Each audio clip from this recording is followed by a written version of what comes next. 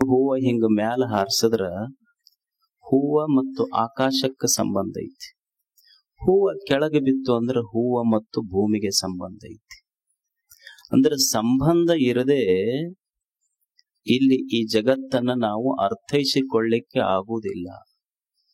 Every object has got relative existence. ಇದು ಸಾಂಬಂಧಿಕ ಸತ್ಯ ಅಂತ ಕರೀತಾರೆ.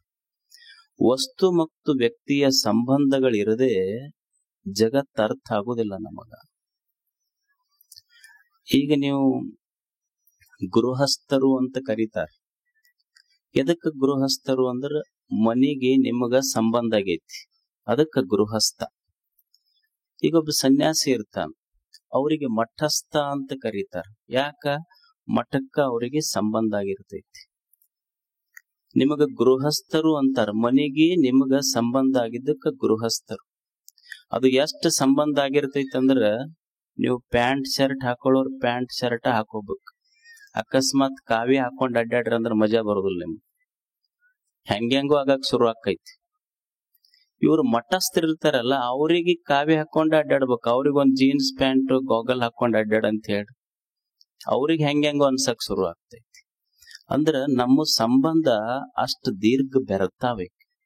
ಮನಿ ಜೊತೆ ನಿಮಗ, ಮಠದ ಜೊತೆ ಅವ್ರಿಗೆ. ಇದು ಸಾಂಬಂಧಿಕ ಸತ್ಯ ಜಗತ್ತು. ಸಂಬಂಧಗಳಿಲ್ಲದೆ ಈ ಜಗತ್ತಿನ ಇರುವಿಕೆಯನ್ನ, ಸತ್ಯವನ್ನ ಅರಿಯಲಿಕ್ಕಾಗೋದಿಲ್ಲ. ಈಗ ಉದಾಹರಣೆ, ರಾಮ ಅಂತ ಒಂದು ಶಬ್ದ ಇದೆ. ನಾನು ನಿಮಗೊಂದು ಪ್ರಶ್ನೆ ಕೇಳಿದ್ರೆ ರಾಮ ಯಾರು? ನೀವು ಸುಮ್ಮನೆ ವಿಮರ್ಶೆ ಮಾಡಿ ನೋಡಿ, ನನ್ನ ಪ್ರಶ್ನೆ ಏನು ಅಂದ್ರೆ ರಾಮ ಯಾರು? ನೀವು ಉತ್ತರ ಏನ್ ಹೇಳ್ತೀರಿ? ಸೀತಾಪತಿ ಅಂತ ಹೇಳ್ತೀರಿ ನೀವು. ನಾನು ಯಾರ ಪತಿ ಅಂತ ಕೇಳಿಲ್ಲ, ರಾಮ ಯಾರು ಅಂತ ಕೇಳೀನಿ. ಮತ್ತೆ ನೀವೇನ್ ಹೇಳ್ತೀರಿ? ಅಯೋಧ್ಯದ ರಾಜ ಅಂತ ಹೇಳ್ಬಹುದು. ನಾನು ಯಾವ ರಾಜ ಅಂತ ಕೇಳಿಲ್ಲ, ರಾಮ ಯಾರು ಅಂತ ಕೇಳಿ. ಇಲ್ಲ ನೀವೇನ್ ಹೇಳ್ಬಹುದು? ದಶರಥನ ಕಂದ ಮಗ ಅಂತ ಹೇಳ್ಬಹುದು. ನಾನು ರಾಮ ಯಾರು ಅಂತ ಕೇಳಿನೇ ಹೊರತು ರಾಮ ಯಾರ ಮಗ ಅಂತ ಕೇಳಿಲ್ಲ. ಅಂದ್ರೆ ಎಲ್ಲವೂ ಸಹಿತ ಸಂಬಂಧದೊಳಗೆ ಅರ್ಥ ಮಾಡ್ಕೊಂತೀವಿ. ಈಗ ನಾವು ನಿಮಗೆ ಕೇಳಿದೆ ಅಂದ್ರೆ ಹೂ ಆರ್ ಯು? ಪ್ರಶ್ನೆ ಏನು? Who are you? ನೀನು ಯಾರು ಅಂತ ಕೇಳಿದ್ರೆ ನೀವೇನ್ ಹೇಳ್ತೀರಿ? ನಿಮ್ಮ ಹೆಸರು ಹೇಳ್ತೀರಿ. I have not asked what is your name, I have asked who are you. ಪ್ರಶ್ನೆ ನೀನು ಯಾರು ಅಂತ ಪ್ರಶ್ನೆ ಕೇಳಿದ್ದೇನೆ ಹೊರತು ನಿನ್ನ ಹೆಸರೇನು ಅಂತ ತಪ್ಪು ಉತ್ತರ ಕೊಡಕತ್ತೀವಿ ನಾವು. ಪ್ರಶ್ನೆ ಕೇಳಿದ್ದು ನೀನು ಯಾರು, ನೀವ್ ಹೇಳಕತ್ತಿದ್ದು ನಿಮ್ಮ ಹೆಸರೇನು. ಅಂದ್ರೆ ಪ್ರತಿಯೊಂದು ವಸ್ತುವು ಸಹಿತ ಪ್ರಶ್ನೆ ಕೇಳಿದ್ದು ನೀನು ಯಾರು, ಉತ್ತರ ಹೇಳುದು ನಿನ್ನ ಹೆಸರು ಹೇಳಕತ್ತೀನಿ. ಅಂದ್ರ ಇಲ್ಲಿರುವುದೆಲ್ಲವೂ ಸಂಬಂಧಗಳಿಂದ ಅರ್ಥ ಮಾಡ್ತೀವಿ. ರಾಮ ಬರೀ ರಾಮನನ್ನ ಅರ್ಥ ಮಾಡ್ಲಿಕ್ಕೆ ಆಗೋದಿಲ್ಲ. ರಾಮನನ್ನ ಸೀತೆಯ ಸಂಬಂಧದಲ್ಲಿ ರಾಮನನ್ನ ಅರ್ಥ ಮಾಡ್ಕೋಬೇಕು. ದಶರಥನ ಸಂಬಂಧದಲ್ಲಿ ರಾಮನನ್ನ ಅರ್ಥ ಮಾಡ್ಕೋಬೇಕು. ಅಯೋಧ್ಯೆಯ ಸಂಬಂಧದಲ್ಲಿ ರಾಮನನ್ನ ಅರ್ಥ ಮಾಡ್ಕೋಬೇಕಾಗ್ತದ. ಇವು ಸಂಬಂಧಗಳ ತೆಗೆದುದ್ರೆ ರಾಮಗ ಅಸ್ತಿತ್ವ ಇರುವುದಿಲ್ಲ. ಇನ್ the absence of an object, object ಇರದೇ ಇದ್ರ, ಸಂಬಂಧ ಇರದೇ ಇದ್ರ, ಸಂಬಂಧಗಳು ತೆಗೆದು ಬಿಟ್ರ ವಸ್ತುಗಳಿಗೆ ಇಲ್ಲಿ ಅಸ್ತಿತ್ವ ಇಲ್ಲ. ಎಲ್ಲವೂ ಸಹಿತ ನಾವು ಸಾಂಬಂಧಿಕ ಸತ್ಯದಲ್ಲಿ ಈ ಜಗತ್ತನ್ನ ನಾವು ಅರ್ಥ ಮಾಡ್ಕೋಬೇಕಾಗ್ತದೆ. In the absence of relation there is no existence. ಸಂಬಂಧ ತೆಗೆದು ಬಿಟ್ರೆ ಅಸ್ತಿತ್ವ ಇರುವುದಿಲ್ಲ ಈ ಜಗತ್ತಿನೊಳಗೆ. ಒಬ್ಬ ಜಪಾನ್ ದೇಶದೊಳಗೊಂದು ಝನ್ ಬುದ್ಧಿಸಂ ಅಂತಿದೆ, ಝನ್ ಬುದ್ಧಿಸಂ. ಅಲ್ಲಿ ಒಬ್ರು ಬಹಳ ದೊಡ್ಡ ಗುರುಗಳು, ಅವ್ರ ಹತ್ರ ಒಬ್ಬ ಶಿಷ್ಯ ಕಲ್ಯಾಕ್ ಬಂದು ಗುರುಗಳಿಗೆ ಬಹಳ ಕಲ್ತ, ಎಷ್ಟು ವಿದ್ಯಾವಂತ ಆದಂದ್ರೆ ಗುರುಗಳಷ್ಟೇ ಪ್ರಭಾವಿ ಆದ. ಕೊನೆಗೊಂದ್ ದಿವ್ಸ ಅವನಿಗೊಂದು 100-150 ಕಿಲೋಮೀಟರ್ ಮೇಲೆ ಅಲ್ಲೊಂದು ಆಶ್ರಮ ಕಟ್ಟದವ. ಅವನಿಗೆ ಎರಡನೆಯ ಬುದ್ಧ ಅಂತ ಕರೆದ್ರ, ಅಷ್ಟು ಪ್ರಭಾವಿಯಾಗಿದ್ದ. ಅವನಿಗೆ ಮತ್ತೊಂದು ಲಕ್ಷಾಂತರ ಜನ ಶಿಷ್ಯರಾದ್ರು. ಇವ ಮೊದಲು ಇಲ್ಲಿ ಶಿಷ್ಯ ಆಗಿ ಕಲ್ತಿದ್ದ, ಈಗ ಅಲ್ಲಿ ಹೋದ ಮೇಲೆ ಗುರು ಆದ ಸಾವಿರಾರು ಶಿಷ್ಯರು ಅವನಿಗೆ. ಒಂದ್ ದಿವ್ಸ ಗುರುಗಳ ಹತ್ರ ಮಠಕ್ ಬರ್ತಾನ ಅವನು. ಬಂದು ಗುರುಗಳಿಗೆ ಕೇಳ್ತಾನಲ್ಲ, ಗುರುಗಳೇ ನನ್ನೊಂದು ಪ್ರಶ್ನೆ ಇದೆ. ಏನು? ಏನಿಲ್ಲ, ನಿಮ್ಮ ಸಂಬಂಧದೊಳಗ ನಾ ಇದ್ದಾಗ ನನಗ ಶಿಷ್ಯ ಅನ್ಸಕತ್ತೈತಿ, ನಿಮ್ ಮಗ್ಗಲ್ ಕುಂತಾಗ ಶಿಷ್ಯ ಅನಸ್ತೈತಿ. ಮತ್ ನಾನು ನನ್ನ ಶಿಷ್ಯರ ಮುಂದ ಕುಂತಾಗ ಗುರು ಅನಸ್ತೈತಿ. ನಾನು ಗುರು ಅನ್ನೋದು ಖರೆಯವೋ ಶಿಷ್ಯ ಅನ್ನೋದು ಖರೆಯೋ ಹೇಳ್ರಿ ನನಗ. ನಿಮ್ಮ ಮಗ್ಗಲ್ ಕುಂತಾಗ ನನಗ ಶಿಷ್ಯ ಅಂತ ಭಾವ ಬರಾಕತ್ತೈತಿ, ನಮ್ಮ ಶಿಷ್ಯರ ಮಗ್ಗಲ್ ಕುಂತಾಗ ನನಗ್ ಗುರು ಅಂತ ಭಾವ ಬರಾಕತ್ತೈತಿ. ನಾನು ವಾಸ್ತವದಲ್ಲಿ ಶಿಷ್ಯನೋ ಗುರುವೋ? ಅವ ಗುರು ಸುಂದರವಾದ ಉತ್ತರ ಕೊಡ್ತಾನೆ. ನೋಡು, ಸತ್ಯದ ದೃಷ್ಟಿಯಿಂದ ನೋಡಿದಾಗ ಎರಡೂ ಸುಳ್ಳ, ಹಂಗ ನೋಡದಿದ್ರೆ ಎರಡೂ ಖರೆ. ನೀನು ನನ್ನ ಸಂಬಂಧದೊಳಗೆ ಬಂದಾಗ ನೀನು ಶಿಷ್ಯನೇ ಖರೆ, ನಿನ್ನ ಶಿಷ್ಯರ ಸಂಬಂಧದೊಳಗೆ ಹೋದಾಗ ನೀನು ಗುರುವೂ ಖರೆ. ನಾನೂ ಇಲ್ಲ, ನಿನ್ನ ಶಿಷ್ಯರು ಇಲ್ಲ, ನಿನ್ನಷ್ಟಕ್ಕೆ ನೀನೇ ಇದ್ದಾಗ ನೀನು ಏನೂ ಇಲ್ಲ ಅನ್ನೋದು ಖರೆ. ಇದೇ ನಿರ್ವಾಣ, ಇದು ಜೀವನ್ಮುಕ್ತ ಅವಸ್ಥೆ. ಇದು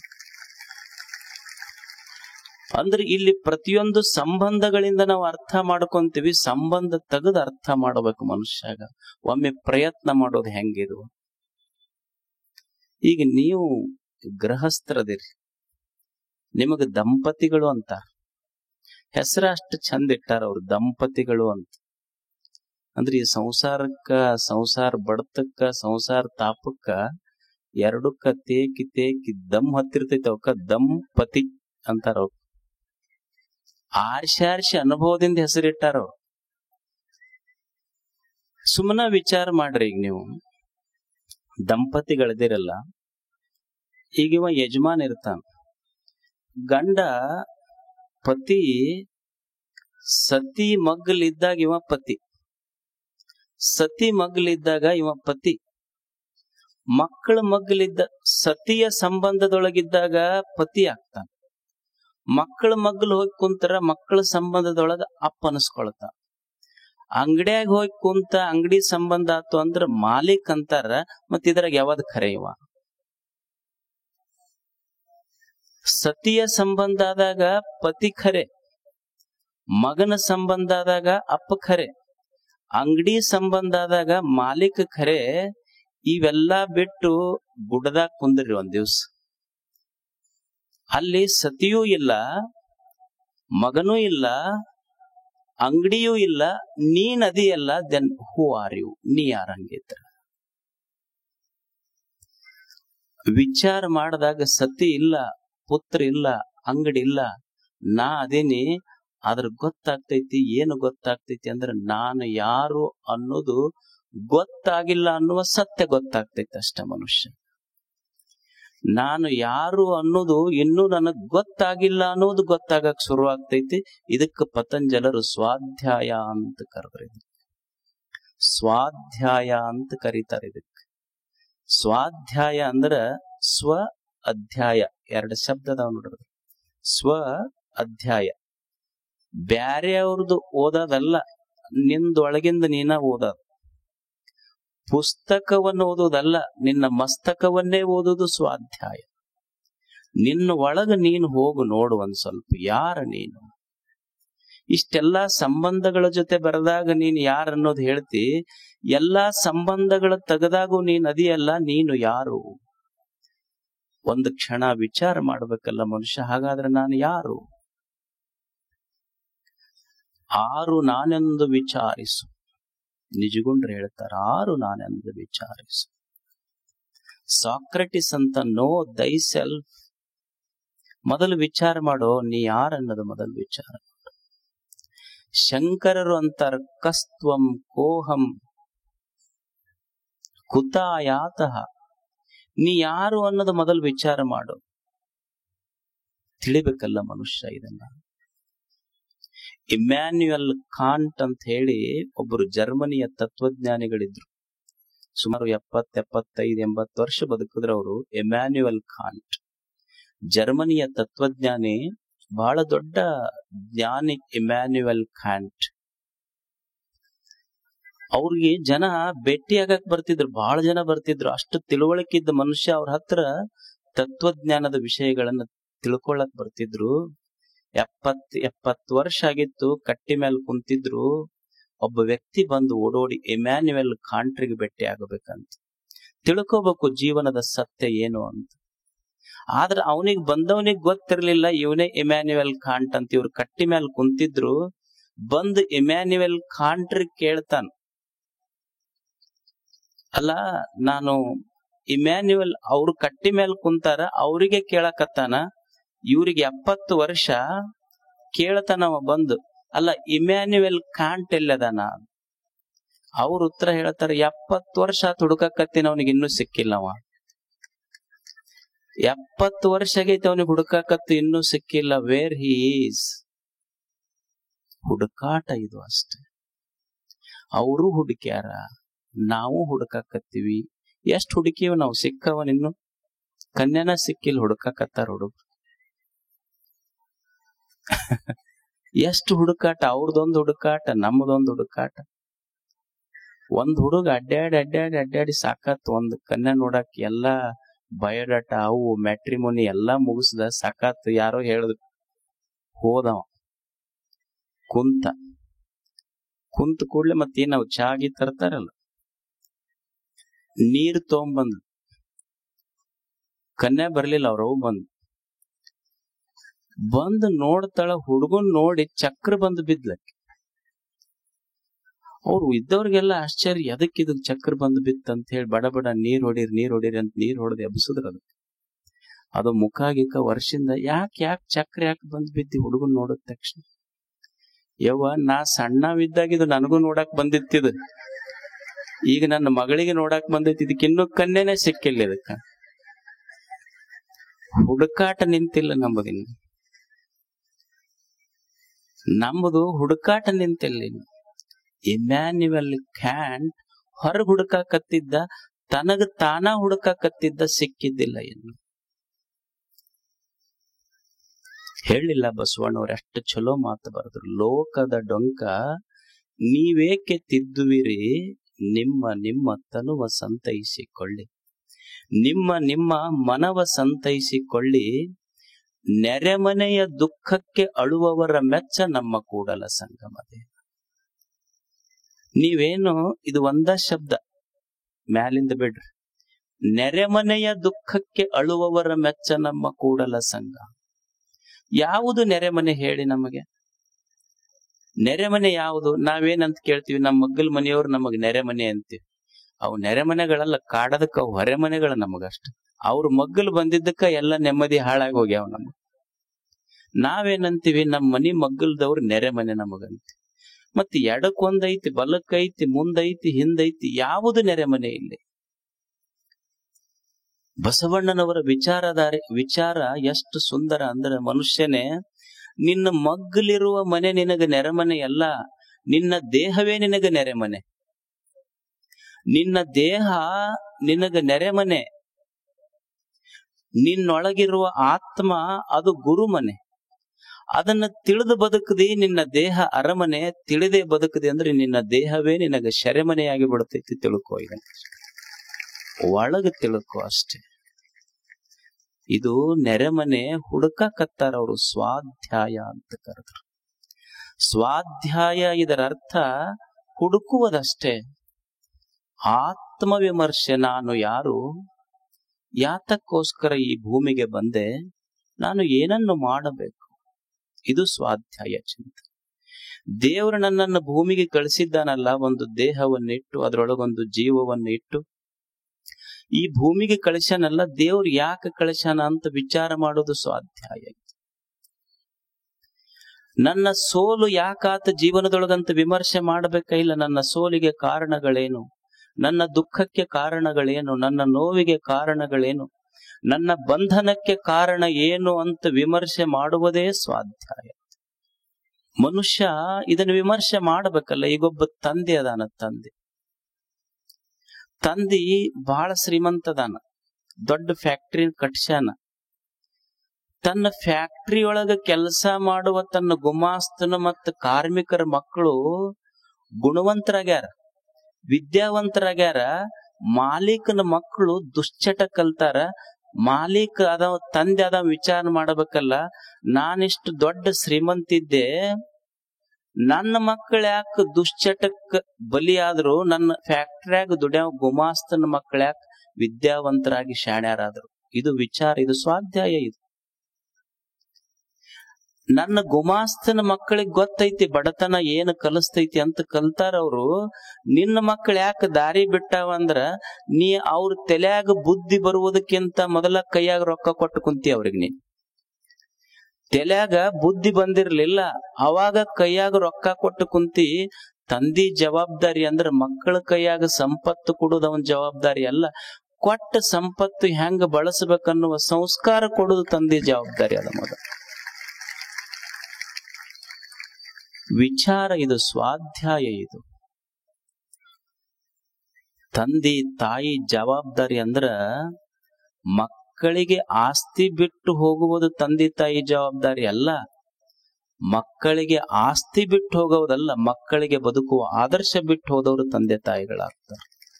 ಸ್ವಾಧ್ಯಾಯ ಚಿಂತನೆ ಮಾಡಬೇಕಲ್ಲ, ಹೆಂಗ ಅವ್ರ ಮಕ್ಕಳು ಕಲ್ತ್ರು. Why I have failed in my life. ಇದು ಜೀವನ ಐತಲ್ಲ. ನೀವು ಎಲ್ಲಾ ನಿಮ್ ಮಕ್ಕಳಿಗೆ, ಈ ಜಗತ್ತು ಎಷ್ಟು ಅದ್ಭುತ ಅಂದ್ರ, ನಿಮ್ ಮಕ್ಕಳನ್ನ ಯಾವ ಶಾಲೆ ಕಲಿಸಿದ್ರು ಡೊನೇಷನ್ ತಗೊಂತಾರಲ್ಲಿ. ಡೊನೇಷನ್ ಇಲ್ಲದ ಶಾಲೆ ಇದ್ರ ನಮ್ಮ ಬದುಕೇ ಒಂದು ಡೊನೇಷನ್ ಇಲ್ಲಾರ್ದ ಶಾಲೆ. ಕಲಿಯುವುದು ಎಷ್ಟಿರ್ತೈತಿ. ಒಂದು ಹುಡುಗ ಮನಿಗೆ ಬಂದು ಓದ್ತಿತ್ತಂತ, ಬಾಯಾಟ ಮಾಡ್ತಿತ್ತಂತ. ತಾಜ್ ಮಹಲಿನ ಹುಬ್ಬಳ್ಳಿ, ತಾಜ್ ಮಹಲಿನ ಹುಬ್ಬಳ್ಳಿ, ತಾಜ್ ಮಹಲಿನ ಹುಬ್ಬಳ್ಳಿ. ಅವ್ರ ಅಪ್ಪಗೆ ತಲೆ ಕೆಟ್ಟ. ಅಲ್ಲೋ, ತಾಜ್ ಮಹಲ್ ಈಸ್ ಇನ್ ಆಗ್ರಾ, ತಾಜ್ ಮಹಲ್ ಆಗ್ರಾದಾಗ ಐತಿ, ಹುಬ್ಳ್ಯಾಗ ಐತಿ ಅಂತ ಹೇಳ್ತಿಲ್ಲ. ಹೆಂಗ ಅವ್ ಮಾಸ್ತರ್ ಕಲ್ಸನ್? ಬಾ ಇಲ್ಲ. ಕರ್ಕೊಂಡು ಸೀದಾ ಸಾಲಿಗೆ ಹೋದ್ರು. ಹೋಗಿ ಅವ್ ಮಾಸ್ತರ್ನ ಕೈಯ ತಗೊಂಡವ್ರಪ್ಪ, ಅಲ್ಲ ಗೊತ್ತಾಕೈತೆ ಇಲ್ಲ ಹುಡುಗರಿಗೆ ಹೆಂಗ್ ಕಲಿಸ್ಬೇಕು. ನನ್ನ ಮಗ ತಾಜ್ ಮಹಲ್ ಹುಬ್ಬಳ್ಯಾಗ ಐತಿ ಅಂತ ಹೇಳಕತ್ತಾನು. ಅವಾಗ ಅವ್ರ ಮಾಸ್ತರ್, ಹೆಡ್ ಮಾಸ್ಟರ್ ಅಂದ್ರು, 1 ವರ್ಷ ಆತಪ್ಪ, ಜೂನ್ ತಿಂಗಳದಿಂದ ನಿನಗೆ ಸಾಲಿ ಫೀಸ್ ಕಟ್ ಅಂತ ಹೇಳಕತ್ತೀನಿ. ನೀ ಸಾಲಿ ಫೀಸ್ ಕಟ್ಟತನ ಹುಬ್ಬಳ್ಯಾಗ ಇರ್ತೈತಿ, ಅದು ಕಟ್ಟಿಂದ ಆಗ್ರಾಕ್ ಹೋಗುತ್ತಂದ. ನೀ ಕಟ್ಟಿಂದ ಆಗ್ರಾಕ್ ಹೋಗುತ್ತದ, ಅಲ್ಲಿ ಮಟ್ಟ ಅಲ್ಲೇ ಇರ್ತೈತ. ಸಾಲಿ ಏನ್ ಕಲಿಸ್ಯಾವ? ಬದುಕ ಕಲಿಸ್ತೈತಿ. ಡೊನೇಷನ್ ಇಲ್ಲದ ಸಾಲಿ ಅಂದ್ರ ನಮ್ಮ ಜೀವನ ಕಲಿಬೇಕಾಗ್ತೈತಿ. ತಂದೆ ಅದಾವ, ಮಕ್ಕಳಿಗೆ ಕಲಿಸ್ಬೇಕಾಗ್ತೈತಿ. ಅಬ್ರಹಾಂ ಲಿಂಕನ್ ಅಂತಿದ್ರು, ಅಮೆರಿಕದ ಅಧ್ಯಕ್ಷ ಅಬ್ರಹಾಂ ಲಿಂಕನ್ ಸಾಲಿ ಮಾಸ್ತರ್ಗ್ ಪತ್ರ ಬರ್ದ. ಏನು ಬರ್ದಾನ?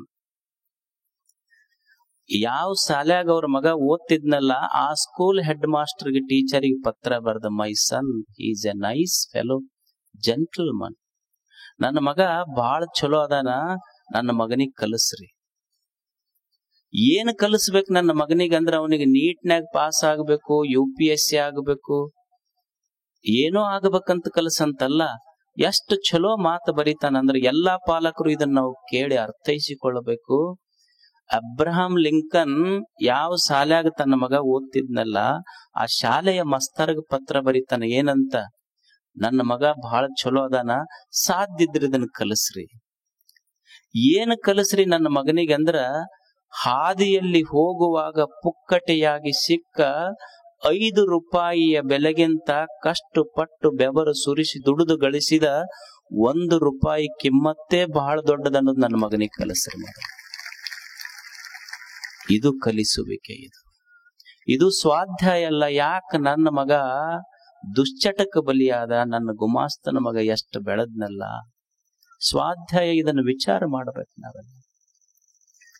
ಈಗ ನಾವ್ ಎಷ್ಟು ಜನ ರೈತರದೀವಿ, 20 ಎಕರೆ ಹೊಲ ಐತಿ ನಮ್ಮದು. ನಾವೇನಂತೀವಿ, ಕಣ್ಣಿಗೆ ಕಾಣ್ತೈತ್ರಿ, ಕೈಗೆ ಬರುದಿಲ್ಲ. ಮತ್ ಕೈಯೊಳಗ ಕೂರ್ಗಿ ಕುಂಟಿಗಿ ನಿನ್ ಕೈಯಾಗಿದ್ರ ಅದು ಕೈಯಾಗ ಬರ್ತೈತಿ, ಮತ್ ಬ್ಯಾರೆಯವ್ರ ಕೈಯಾಗ ಹೋದ್ರ ನಿನ್ ಕೈಯಾಗ ಹೆಂಗ ಬರ್ತೈತಿ? ಕಣ್ಣಿಗೆ ಕಂಡಂಗ ಆಗತ್ತ, ಕೈಗೆ ಹತ್ತಿ. ಮತ್ ಯಾರು ಒಯ್ದ್ರ ಅದನ್ನ ತಗೊಂಡ್ ಹೋದವ್ರ ಯಾರು? ಕಂಪ್ಲೇಂಟರ್ ಕೊಟ್ಟಬಹುದು. ಕಣ್ಣಿಗೆ ಕಾಣ್ತೈತಂತ ಕೈ ಎಂತೆಂತವ್ರು ಮಜಾ ಅದಾರ ಜನ. ಕಣ್ಣಿಗೆ ಕಾಣ್ತೈತಿ, ಕೈಯಾಗ ಬರೋದಿಲ್ಲ, ಎಲ್ಲಿ ಹೋತು? ಅಲ್ಲ, 20 ಎಕರೆ ಇಟ್ಕೊಂಡವ. ನಾ ಏನಂತೀನಿ, ವಿಚಾರ ಮಾಡ್ಬೇಕಲ್ಲ. ಕಣ್ಣಿಗೆ ಕಾಣ್ತೈತಿ ಕೈಯಾಗ ಬರಲ್ಲಂತ 20 ಎಕರೆ ಹೊಲದವಂತೇನಿ. ನಮ್ಮ ಮಧ್ಯದೊಳಗ ಅಮೈ ಮಹಾಲಿಂಗ ನಾಯಕ್ ಅಂತ ಅದಾನ ಮಂಗಳೂರ್ ಕಡೆ. ಆತಗ ಹೊಲ ಇರ್ಲಿಲ್ಲ, ಇನ್ನೊಬ್ಬರ ಹೊಲದಾಗ ದುಡ್ದ ಅವ್ರು 25-30 ವರ್ಷ ಆಗಿಂದ 2 ಎಕರೆ ಹೊಲ ಕೊಟ್ರು. ಅದು ಸಮತಟ್ಟಾದ ಭೂಮಿ ಅಲ್ಲ, ಗುಡ್ಡದ ಮ್ಯಾಲ ಭೂಮಿ ಕೊಟ್ರು. ಗುಡ್ಡದ ಮ್ಯಾಲ ತೆಗ್ಗ ಕಡದು ಗುಡ್ಡದ ಮ್ಯಾಲ ನೀರು ಬಿತ್ತವನಿಗೆ 2 ಎಕರೆದಾಗ ಬಾಳಿ ಅಡಿಕೆ ಬೆಳೆದ್ರ ಭಾರತ ಸರ್ಕಾರ ಅವನಿಗೆ ಪದ್ಮಶ್ರೀ ಪ್ರಶಸ್ತಿ ಕೊಟ್ಟಿತ್ತು. ವಾಟರ್ ವಾರಿಯರ್ ಅಂತ ಹೆಸರು ಕೊಟ್ರ ಅವನಿಗೆ. ನಮಗ್ ಕೆಳಗಿದ್ದಿದ್ ನೀರ್ ಹಾಯ್ಸಕ್ ಆಗುವಲ್ದು, ಬೋರಿನ ನೀರ್ ಬರಕತ್ತೈತಿ, ಬೆಳಗ್ಗೆ ಬಿಡಕ್ ಆಗುವಲ್ದು. ಗುಡ್ಡ ಕಡದು ಗುಡ್ಡದ ನೀರ್ ಮ್ಯಾಲ ಗುಡ್ಡದಾಗ ಒಯ್ದಿದ್ನಲ್ಲ. ವಿಚಾರ ಮಾಡಬೇಕಲ್ಲ, 20 ಎಕರೆ ಇದ್ದವನಿಗೆ ನನಗೆ ಸುಖ ಕೊಡುವಲ್ದು, 2 ಎಕರೆ ಇದ್ದವ ಹೆಂಗ ಬೆಳೆದ ಪದ್ಮಶ್ರೀಗೆ. ಇದು ಸ್ವಾಧ್ಯಾಯ. ಇದು ಎಲ್ಲವನ್ನ ಈ ಜಗತ್ತಿನಲ್ಲಿ ಮನುಷ್ಯ ಸ್ವಲ್ಪ ಅರ್ಥ ಮಾಡಿಕೊಂಡು ಬದುಕಬೇಕಾಗ್ತದೆ. ಆತ್ಮಚಿಂತನೆ ಇದು, ಸ್ವಾಧ್ಯಾಯ ಇದು. ಈಗ ಒಂದು ಹುಡುಗ, ಒಬ್ಬ ವಿದ್ಯಾರ್ಥಿ ಇರ್ತಾನ. ಮಗ್ಲವ್ರವ್ವ ದಿವಸ ಅವನಿಗೆ ಬೆಳಿಗ್ಗೆ ಸ್ನಾನ ಮಾಡಿಸಿ ಬಾಚಿ ಬ್ಯಾಗ್ ಹಾಕಿ ಅವನಿಗೆ ಟೈ ಹಾಕಿ ಶೂಸ್ ಹಾಕಿ ಟಿಫನ್ ಕ್ಯಾರಿಯರ್ ಹಿಡ್ಕೊಂಡು, ಬಸ್ ಲೇಟ್ ಆಗಿದ್ರ ಹುಡುಗ ಅಲ್ಲೇ ಇರ್ತಿದ್ವಿ, ಅವನ ಹೋಗಿದ್ಲು ಸ್ಕೂಲಿಗೆ. ಏನು ಬಸ್ ಹತ್ಸಕ್ ಎಷ್ಟೊತ್ತನ ನಿಂತಿವೆಲ್ಲ ನಾವು. ಒಬ್ಬ ನನ್ನ ಮಗನಿಗೆ ಬೆಳಿಗ್ಗಿಂದ ನನ್ನ ಕೆಲಸ ಅಂದ್ರೆ ಬರೀ ಮಗನಿಗೆ ತಯಾರು ಮಾಡೋದು, ಅವನು ಸ್ನಾನ ಮಾಡಿಸೋದು, ಹಿಕ್ಕುದು, ಬಟ್ಟಿ ಹಾಕುವುದು, ಟಿಫಿನ್ ಕಟ್ಟುವುದು, ಬ್ಯಾಗ್ ಹಾಕುವುದು. ಇಷ್ಟು ಮಾಡಿದ ಮಗ ಫೇಲ್ ಆಗಕತ್ತಾನ, ಮಾರ್ಕ್ಸ್ ಕಡಿಮೆ ತಗೊಳಕತ್ತಾನ. ನಮ್ಮ ಮಗ್ಗಲ್ ಒಂದು ಗುಡಿಸಿಲ್ನೊಳಗ್ ಹುಡುಗ ಐತಿ, ಅವನಿಗೇನು ಬೂಟ್ ಹಾಕವ್ರಿಲ್ಲ, ಬಟ್ಟಿ ಹಾಕವ್ರಿಲ್ಲ. ತನ್ನ ಬಟ್ಟಿ ತಾನ ಹಾಕೊಂಡು ಸಾಲಿಗೆ ಹೋಗಿ ದೀಪದ ಕೆಳಗೆ ಓದಿ ಅವ ಫಸ್ಟ್ ರ್ಯಾಂಕ್ ಹೆಂಗ ಬಂದ, ನನ್ನ ಮಗನಿಗೆ ಯಾಕೆ ಮಾರ್ಕ್ಸ್ ಕಡಿಮೆ ಬರಕತ್ತಾವ. ಸ್ವಾಧ್ಯಾಯ ಇದು, ಚಿಂತನೆ ಮಾಡುವುದಲ್ಲ. ನಾವು ಎಲ್ಲಾ ಅನುಕೂಲತೆ ಮಾಡಿಕೊಟ್ರು ನಮ್ಮ ಮಕ್ಕಳು ಯಾಕೆ ಓದ್ತಾ ಇಲ್ಲ, ನಮಗೆ ಯಾಕೆ ಓದಕ್ ಆಗುವಲ್ದು. ಎಲ್ಲ ಅನಾನುಕೂಲತೆಗಳ ಮಧ್ಯದಲ್ಲಿರುವ ಮಕ್ಕಳು ಶಾಣ್ಯರಾಗಕತ್ತಾರಲ್ಲ, ಇದನ್ನ ವಿಚಾರ ಮಾಡಬೇಕಲ್ಲ. ಸ್ವಾಧ್ಯಾಯ ಇದು. ಚಾಣಕ್ಯ ಅಂತಿದ್ದ, ಈಗ ನಮ್ಮಲ್ಲಿ ಯುವಕರದಾರ, ಏನು ಆಗುದಿಲ್ರಿ ನಮ್ ಕಡಿಂದ ಏನು ನೀಗವಲ್ದಂತ. ಚಾಣಕ್ಯ ಅಂತಿದ್ದ. ಕೌಟಿಲ್ಯ ಕೇಳಿರಿಲ್ಲ, ಅರ್ಥಶಾಸ್ತ್ರ ಬರೆದ.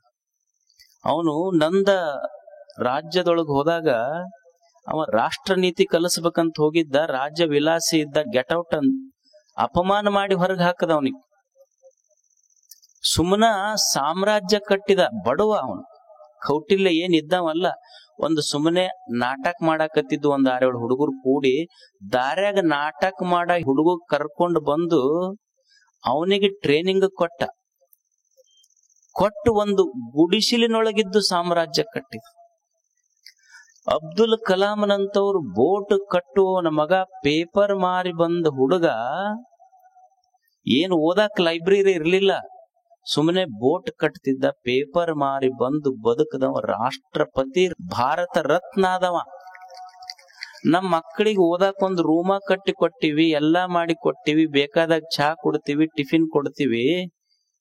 ಇವ್ಯಾಕ ರತ್ನಗಳಾಗುವಲ್ಲ? ಮನಿಗೆ ರತ್ನ ಆಗುವಲ್ಲ, ಇನ್ನು ಭಾರತಕ್ಕೆ ಯಾವಾಗ ರತ್ನ ಆಕ್ಕವ? ನಮ್ಮ ಕಡಿಂದ ಏನು ನೀಗುವಲ್ರಿ, ಆಗವಲ್ಲಂತ ಹುಡುಗರು. ಕೌಟಿಲ್ಯ ಯಾರ ಗೆಟೌಟ್ ಅಂದಿದ್ರಲ್ಲ, ಒಂದು ದಿವಸ ಅವನೇ ಕಟೌಟ್ ಹಾಕಿ ಅವನ್ ವೆಲ್ಕಮ್ ಮಾಡಿರ್ಬೇಕು, ಹಂಗ ಬೆಳೆದ ಕೌಟಿಲ್ಯ. ಯಾಕೆ ನಮ್ಮ ಮಕ್ಕಳಿಗೆ ಆಗುವಲ್ದು ಇದು? ನನಗ್ಯಾಕೆ ಸೋಲು ಜೀವನದೊಳಗ? ಅಂದ್ರೆ ನಮ್ಮಲ್ಲಿ ನಿರಾಸೆ. ಏನೂ ಇಲ್ಲದೆ ಗುಡಿಸಿಲಿನೊಳಗ ಕೌಟಿಲ್ಯ ಸಾಮ್ರಾಜ್ಯ ಕಟ್ಟದ್ರ, ನಮ್ಮವ್ವ ಅಪ್ಪ ನನಗೆಲ್ಲಾ ಮಾಡಿ ಕೊಟ್ಟಾರ. ಆದ್ರೂ ನನಗೊಂದು UPSC ಎಕ್ಸಾಮ್, ಒಂದು KPSC ಎಕ್ಸಾಮ್, ಒಂದು PSI ಎಕ್ಸಾಮ್, ಒಂದು ಪೊಲೀಸ್ ಎಕ್ಸಾಮ್ ಯಾಕೆ ಪಾಸ್ ಮಾಡಕ್ ಆಗುವಲ್ದು? ಒಂದು ಸಣ್ಣ ವ್ಯವಹಾರ ಹಚ್ಚಿ ಕೊಟ್ಟಾರ, ಯಾಕೆ ನನಗ್ ನೀಗ್ಸಕ್ ಆಗುವಲ್ದು? ಇದು ಸ್ವಾಧ್ಯಾಯ. ಒಬ್ಬ ಜ್ಯೋತಿಷ್ಯ ಹತ್ರ ಹೋದ್ನಂತ. ಹೋಗಿ ಒಟ್ಟ ನನಗ್ ಕಾಡ್ತೈತ್ ನೋಡಪ್ಪ, ಏನಾರ ಹೇಳ. ಅವ ಅಂದ, ಬಾಳತನಾಗಿತ್ತಪ್ಪ, ಯಾರು ಬಂದಿದ್ದಿಲ್ಲ, 100 ರೂಪಾಯಿ ಇಡು ಅಂದ. ಅವ ಅಂದ, 100 ರೂಪಾಯಿ ಇಲ್ಲ, 50 ಇಡು ಕೊನೆಗೆ ಅಂದ. 50 ಇಲ್ಲ ಅಂದವ. 25 ಇಡು ಮರಯ, ಬೋಣಿಗೆ ಐತಿದು ಅಂತ. ನಮ್ದ ಬಗೋಣ್ಯಾಗ ಏನ್ 25 ಇಡು ಅಂದ. 25 ಇಲ್ಲ, 10 ಇಡು ಕೊನೆಗೆ ಹೇಳ್ತೀನಿ ಅಂದವ. ಇಲ್ಲ ₹1 ಇಟ್ಬಿಡು ಮರೆ ಹೇಳ್ತೀನಿ ನಾನು. ಒಂದು ಇಲ್ಲನ್ನ ನೀವ್ ಹೋಗ್, ನಿಮ್ಮಂತವ್ರಿಗೆ ಶನಿನೂ ಏನು ಮಾಡಕ್ಕಾಗಲ್ಲ, ಹೋಗ್ ನೀ ಸುಮ್ಮ. ತುಜಾ ಶನಿ ಬಿ ಕುಚ್ ಬೆಗಡೆಗ ನೈತೇರ, ಏನು ಮಾಡಂಗಿಲ್ಲ ಹೋಗಿ ಶನಿ ನಿನಗ. ನಮ್ಮಲ್ಲಿ ಯಾಕೆ ನಿರುತ್ಸಾಹ ಬಂತು? ಈಗ ತಾಯಂದಿರು ಇರ್ತಾರ, ತಾಯಂದಿರು ನೀವ್ ನೋಡ್ರಿ ಮನ್ಯಾಗ, ಈಗ ನೀವು ಈ ಮಾತು ಕೇಳ್ತಿರಿಲ್ಲ, ಆಕಿ ಕಾಲ್ಗುಣದಿಂದ ಬಹಳ ಚಲೋ ಬೆಳೀತು ಮನಿ ಅಂತ ಅನ್ನೋದಿಲ್ಲ.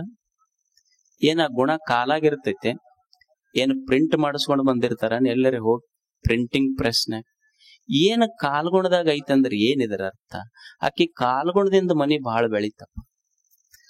ಕಾಲಾಗಿರುವುದಿಲ್ಲ, ತಿಳ್ಕೊಂಡಿರ್ಬೇಕು. ಎದಕ್ ಮನಿ ಬೆಳೆದೈತಿ ಅಂದ್ರೆ ಕಾಲ್ಗುಣ ಅಂತ ನಾವ್ ಹೇಳ್ತೀವಿ, ಹಂಗಿರುವುದಿಲ್ಲ. ಆಕಿಗೆ ಗೊತ್ತಿರ್ತೈತಿ ಗಂಡ ಎಷ್ಟ್ ಇನ್ಕಮ್ ಐತಿ, ಎಷ್ಟ್ ಖರ್ಚು ಮಾಡಿಸ್ಬೇಕು, ಎಷ್ಟ್ ಖರ್ಚು ಮಾಡಿದ್ರ ನಾವಿಬ್ರು ದುಃಖ ಇಲ್ಲಾರ್ದಂಗ ಬದುಕ್ತಿವಿ. ಗಂಡನ ಕಡೆಯಿಂದ ಸಾಲ ಮಾಡಿಸಿಲ್ಲ, ಮನಿ ಸಂಸಾರ ನಡೆಸಿದ ಬಿಟ್ಟಿಲ್ಲ, ಮಂದಿಗೆ ಸಂಸಾರ ಹೆಂಗ ನಡೆಸ್ಯಾಳಂತ ತೋರ್ಸಿಲ್ಲ. ಅದನ್ನ ತಾನ ತನ್ನ ಮುಷ್ಟಿಗೆಯೊಳಗೆ ಹಿಡ್ಕೊಂಡು ಬಿಗಿಯಾಗಿ ಗಂಡಗ ಸಾಲ ಮಾಡಿಸ್ಲಾರ್ದಂಗ, ಇದ್ದಿದ್ದ ಖರ್ಚು ಮಾಡ್ಲಾರ್ದಂಗ ಮಾಡಿ ಮನಿ ಕಟ್ಟಾಳಲ್ಲ. ಕಾಲಾಗ ಗುಣ ಇರೋದಿಲ್ಲ, ಬಂದ ಕಾಲವನ್ನ ಅರಿತು ಬದುಕುವ ಗುಣಕ್ಕ ಕಾಲಗುಣ ಅಂತ. ಇವು ನಮ್ಮ ಏನ್ ಮಾಡ್ತಾವ ತಾಯಂದಿರು, ರಿಪಿ ಹಚ್ಚಿ ಅವಕ್ಕ ಒಂದು ಮನಿ ಕಟ್ಟಕ್ ಹೇಳ್ತಾವ. ಅವು ಇವ್ರು ಒತ್ತಾಯಕ್ ಮಾಡದ ಮನಿ ಕಟ್ತಾವ. ನಿನ್ ಕಡೆಯಿಂದ ಏನು ಆಗ್ಲಿಲ್ಲ, ಒಂದು ನೆಳ್ಳ ಮಾಡ್ಲಿಲ್ಲ, ಒಂದು ನೆಳ್ಳ ಗಿಡದ ಬುಡಕ್ ನಿಂತರ ನೆಳ ಸಿಗ್ತೈತೆ. ಏನ್ ಮನಿನ ಕಟ್ಟಬೇಕಂತ ಏನಿ?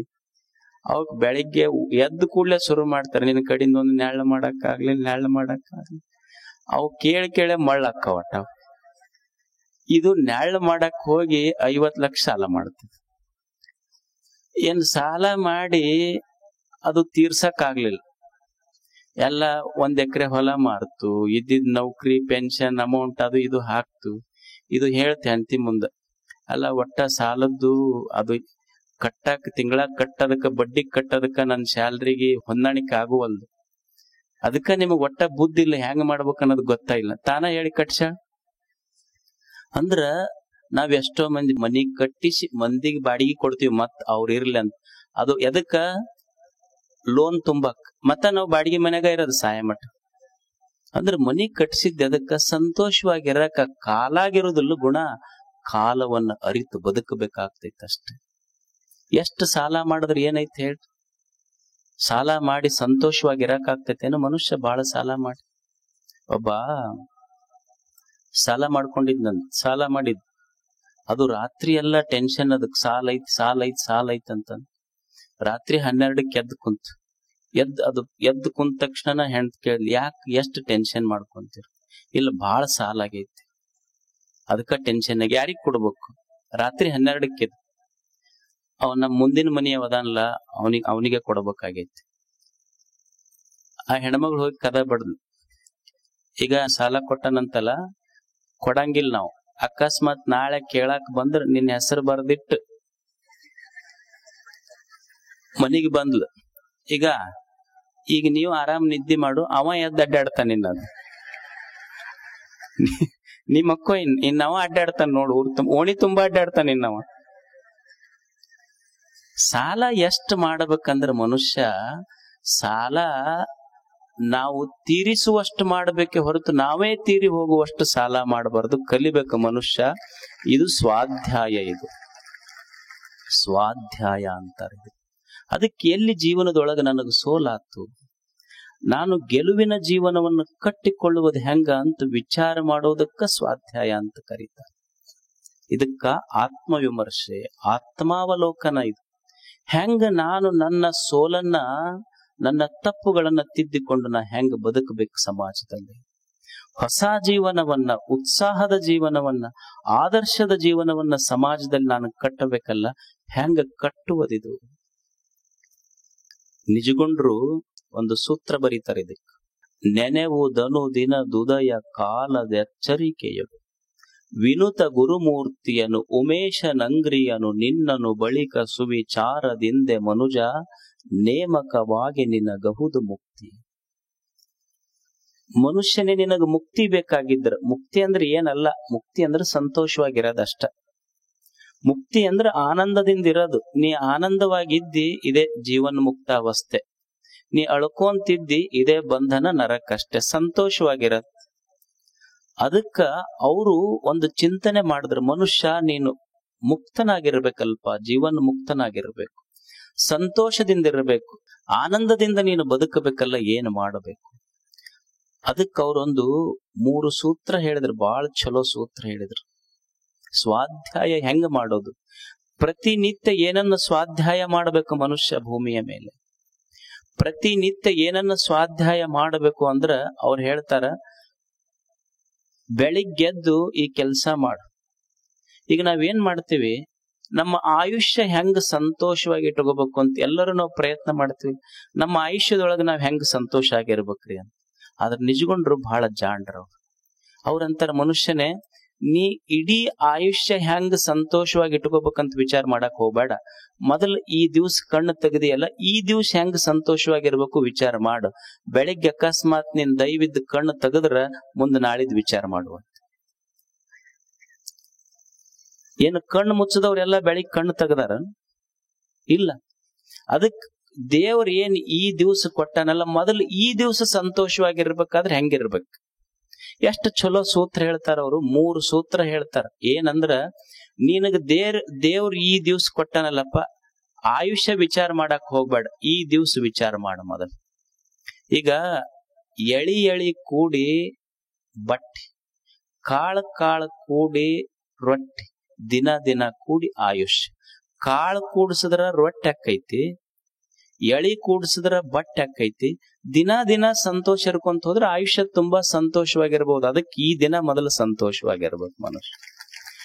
ಈ ದಿನ ದುಃಖಿ ಇದ್ದು ನಾಳೆ ಸಂತೋಷವಾಗಿರ್ಬೇಕಂದ್ರೆ ಹೆಂಗ? ನಮ್ಗೇನೈತಿ ಅಂದ್ರ ಈ ದಿವ್ಸ ಹೆಂಗೈತಿ ಗೊತ್ತಿಲ್ಲ. ಬರೇ ಮನುಷ್ಯನ ದುಃಖದ ಬೀಜ ಎಲ್ಲೈತಂದ್ರ, ಮನುಷ್ಯನ ದುಃಖದ ಬೀಜ ಎಲ್ಲೈತಿ ಅಂದ್ರ, ಇಲ್ಲ ನಾವು ಬಾಳ ಹಿಂದಿಂದ ವಿಚಾರ ಮಾಡ್ತೀವಿ, ಇಲ್ಲ ಮುಂದಿಂದ ವಿಚಾರ ಮಾಡ್ತೀವಿ. ಮನುಷ್ಯನಿಗೆ ಭಯ ಮತ್ತು ಶೋಕ, ಇವೆರಡು ಶಬ್ದ ಕೇಳಿರಿಲ್ಲ ನೀವು? ಭಯ, ಶೋಕ. ಎಲ್ಲರಿಗೂ ಭಯ ಆಗೈತಿ, ಎಲ್ಲರಿಗೂ ಶೋಕ ಆಗೈತಿ. ಭಯ ಎಲ್ಲೈತಿ, ಶೋಕ ಎಲ್ಲೈತಿ ಅಂದ್ರ, ಭಯ ಎಲ್ಲಾಗತ್ತಂದ್ರ ನಾಳೆಯ ಬಗ್ಗೆ ನಾವು ವಿಚಾರ ಮಾಡ್ತೀವಿ. ನಾಳೆ ನಾಡ್ದ ಮುಂದೇನಾಗುತ್ತೋ ಏನೋ ಗೊತ್ತಿಲ್ಲ ನಮಗ್. ಭಯ.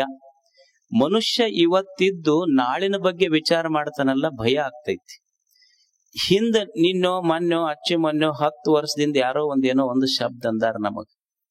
ಆ ಶಬ್ದ ಹಿಡ್ಕೊಂಡು ಇಂದು ವಿಚಾರ ಮಾಡಾಕತ್ತೀವಲ್ಲ, ಅಂದ 10 ವರ್ಷ ಆಗೈತಿ, ಶಬ್ದ ಹೋಗ್ಯಾವ, ಅಂದವ್ರು ಹೋಗ್ಯಾರ.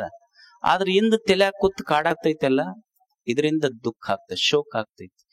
ನಿನ್ನೆಯೂ ಇಲ್ಲ, ನಾಳೆಯೂ ಇಲ್ಲ.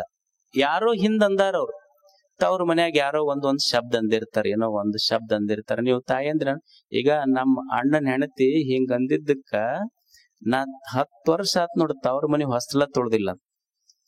ಈ ಕೀಲಿ ಕುಂತ ಅಂತಿರ್ತಾಳ, ನಾ 10 ವರ್ಷ ಆತ ಅವ್ರ ಮನೆ ಹೊಸ್ತಲ ತೊಳ್ದಿಲ್ಲ ಅಂತ ಈಕೆ ಅಂತಿರ್ತಾಳ. ಅವ್ರ ಅಂತಿರ್ತಾರ, ಬಾಳ ಚಲೋ ಆತ 10 ಹೊಸ ಸೀರೆ ಉಳ್ದು ನಮ್ಮ ಅಂತ ಅವ್ರ ಅಂತಾರ.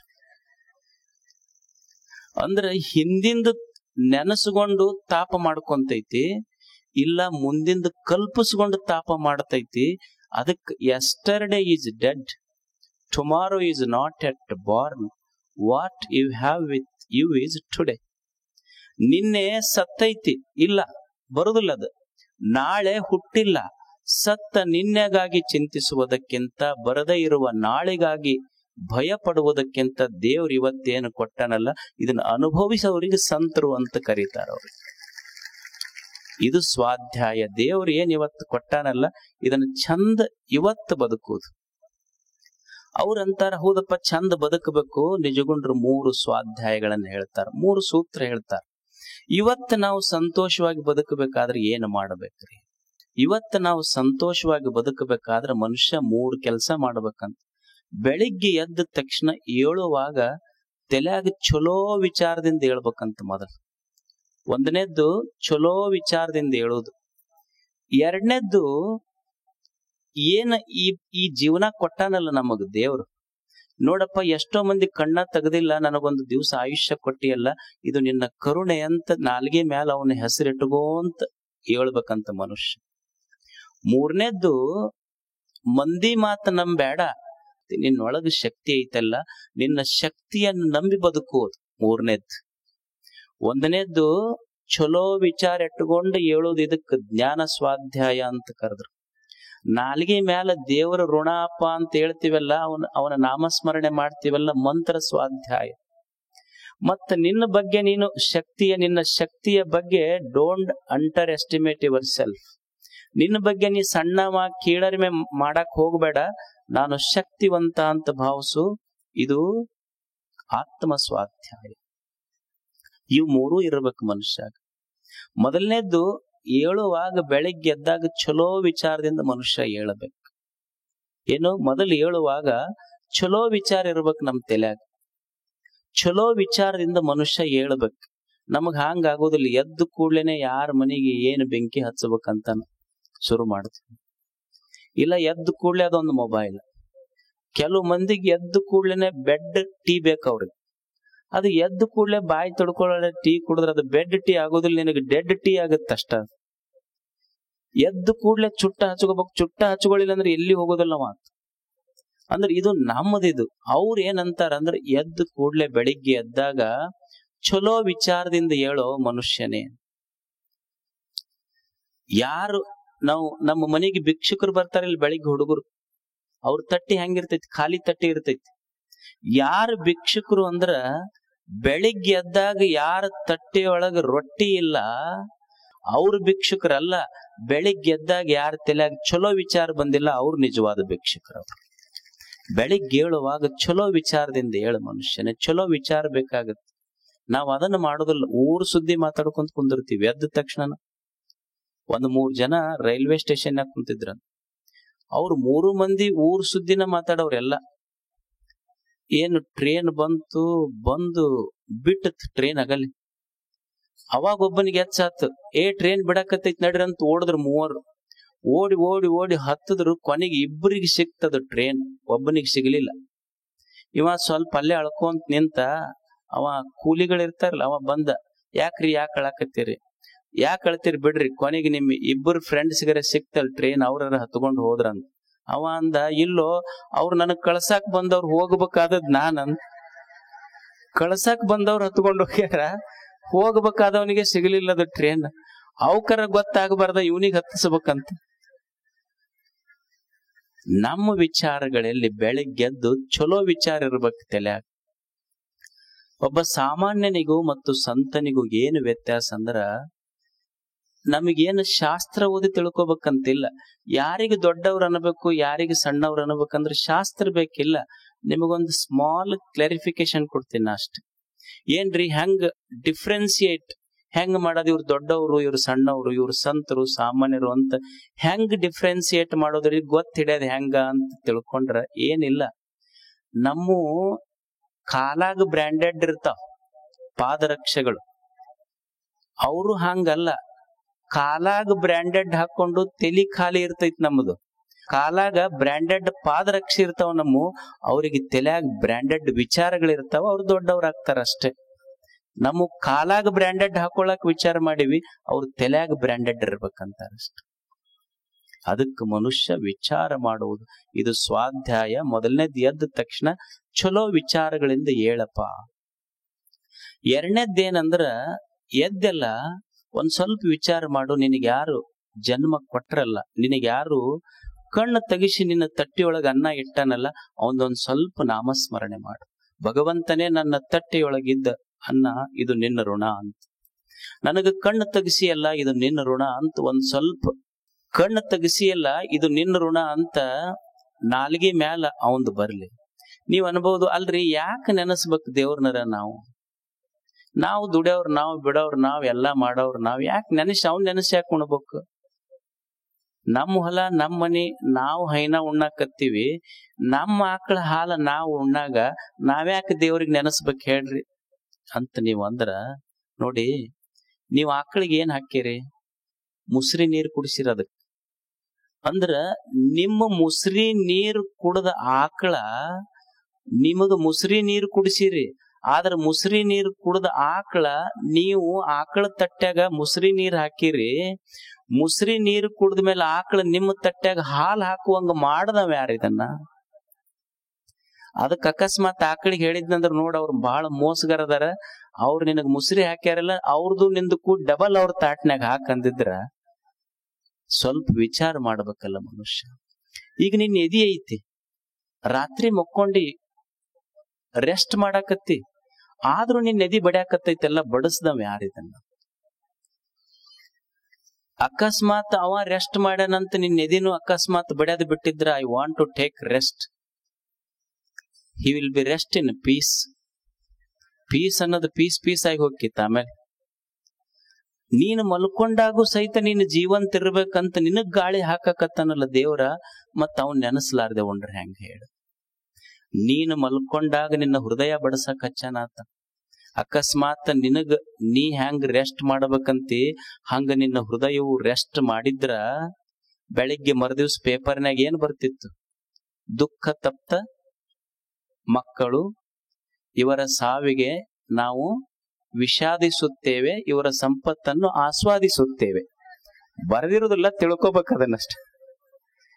ಇವರ ಸಾವಿಗೆ ವಿಷಾದಿಸುತ್ತೇವೆ ಅಂದ್ರ ಮುಂದೆ ಇವರು ಸಂಪತ್ತನ್ನು ಆಸ್ವಾದಿಸುತ್ತಾರೆ ಅಂತನ ಅರ್ಥದಷ್ಟ. ಇಟ್ಟವ್ ಯಾರಲ್ಲ, ಒಂದಿಷ್ಟು ಮನುಷ್ಯನಿಗೆ ಋಣ ಬೇಕಾಗ್ತೈತಿ. ಇಷ್ಟ ಋಣ ಇಲ್ಲದೆ ಬದುಕ್ಲಿಕ್ಕೆ ಆಗುದಿಲ್ಲ ಈ ಜಗತ್ತಿನಲ್ಲಿ. ಒಂದು ಹೂವ ಇರ್ತೈತಿ, ಎಲ್ಲೋ ಸಹ್ಯಾದ್ರಿಯ ಬೆಟ್ಟದಲ್ಲಿ ಬೆಳೆದ ಹೂವ, ಅದ್ರ ಮಗ್ಗಲು ಒಂದು 100 ಫೀಟ್ 50 ಫೀಟ್ ಎತ್ತರ ಒಂದು ಗಿಡ ಬೆಳೆದೈತಿ. ದೇವ್ರು ಒಂದು ಸಣ್ಣ ಬಳ್ಳಿ ಐತಿ, ಆ ಸಣ್ಣ ಬಳ್ಳ್ಯಾಗೂ ಒಂದು ಹೂ ಬೆಳೆದೈತಿ.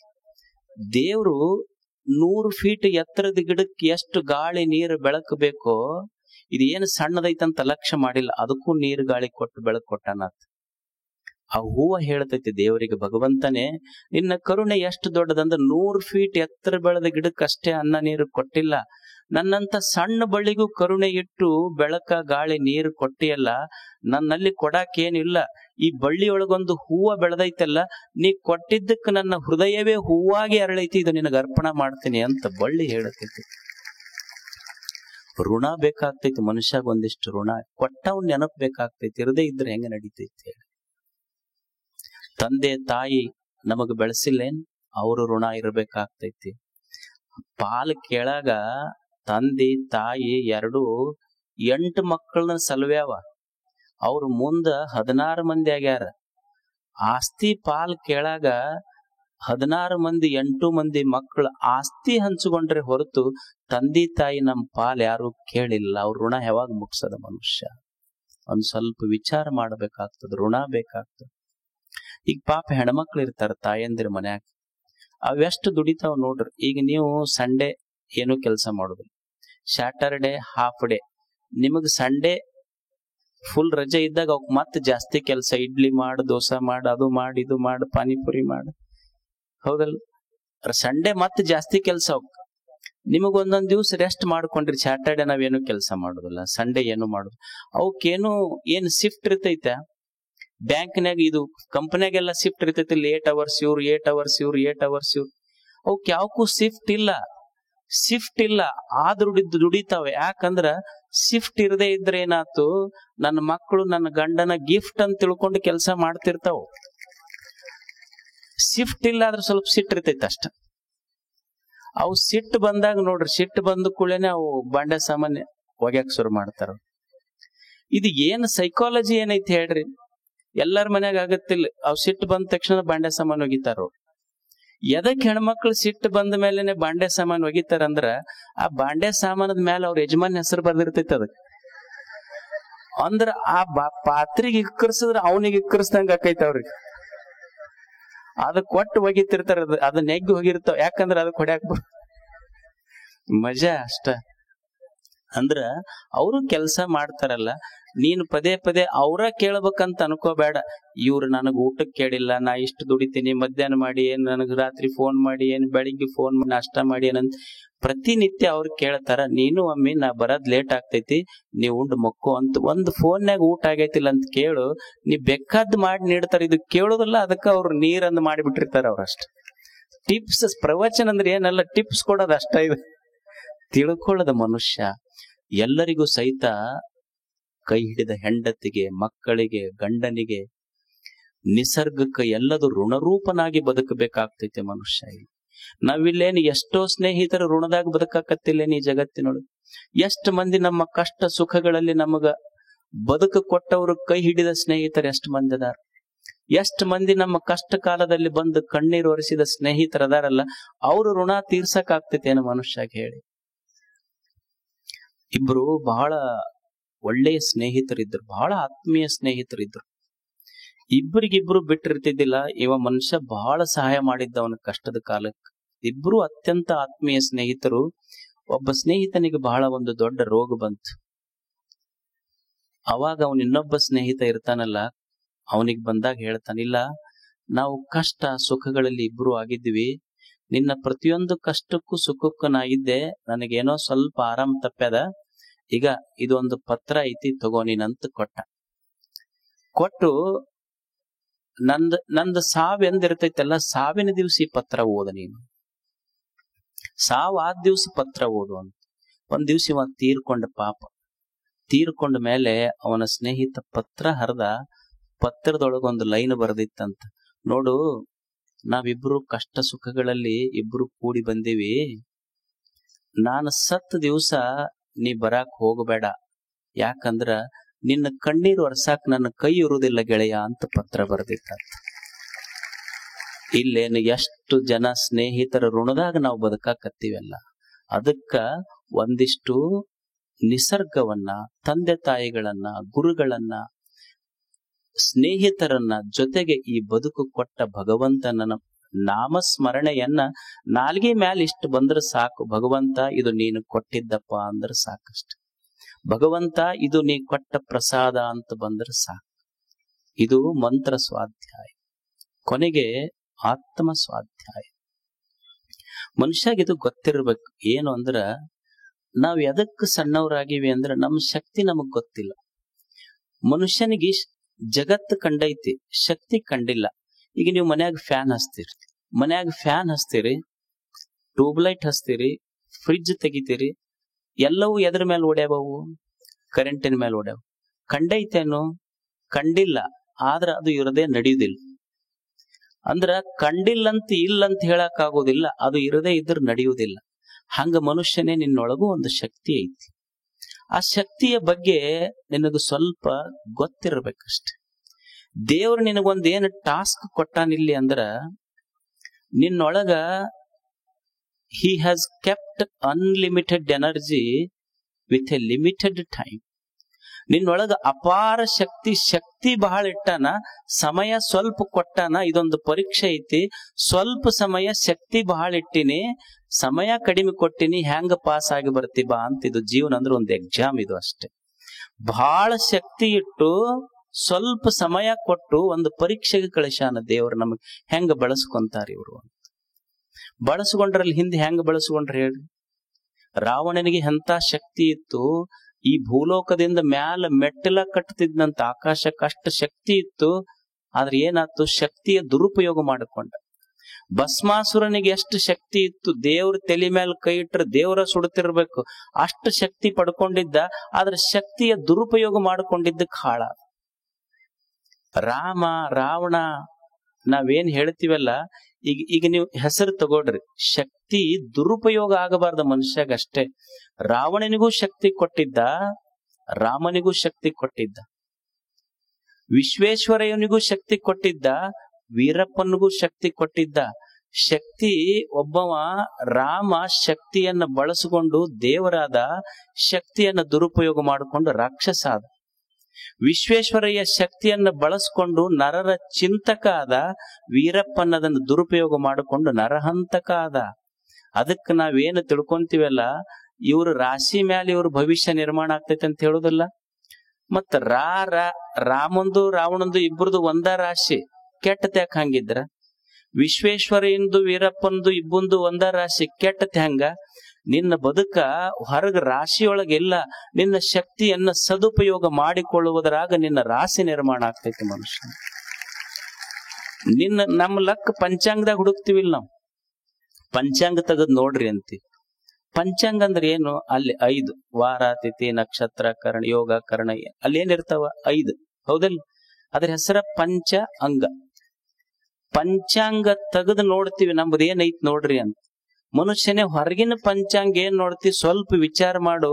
ನಿನ್ನ ಇಂದ್ರಿಯಗಳು 5 ಪಂಚಾಂಗ, ಜ್ಞಾನೇಂದ್ರಿಯಗಳು 5 ಪಂಚಾಂಗ, ನಿನ್ನ ಕರ್ಮೇಂದ್ರಿಯಗಳು 5 ಪಂಚಾಂಗ, ನೀನು ಅನುಭವಿಸುವ ಶಬ್ದ ವಿಷಯಗಳು ಇವೇನದಾವ್ ವಿಷಯಗಳು 5 ಪಂಚಾಂಗ, ನಿನ್ನೊಳಗ ಇರುವ ಪ್ರಾಣಗಳು 5 ಅದಾವ್ ಅವು ಪಂಚಾಂಗ, ನಿನ್ನ ಅಂತರೇಂದ್ರಿಯಗಳು 5 ಅದಾವ್ ಅವು ಪಂಚಾಂಗ. ಹೊರಗಿನ ಪಂಚಾಂಗ ಏನ್ ನೋಡ್ತಿ? ನಿನ್ನ ದೇಹವೇ ಪಂಚಾಂಗ ಐತಿ. ಮೊದಲು ಇದನ್ನ ತೆಗೆದು ನೋಡು. ಇದನ್ನ ತಿಳ್ಕೊಂಡ್ರ ರಾಜಯೋಗ, ತಿಳಿದೇ ಇದ್ರೆ ಯಮಗಂಡ ಕಾಲ ನೋಡು. ತಿಳಿದು ನೋಡಿ, ಇದ ಪಂಚಾಂಗ ಐತಿ, ಹೊರಗೆ ಎಲ್ಲೈತಿ?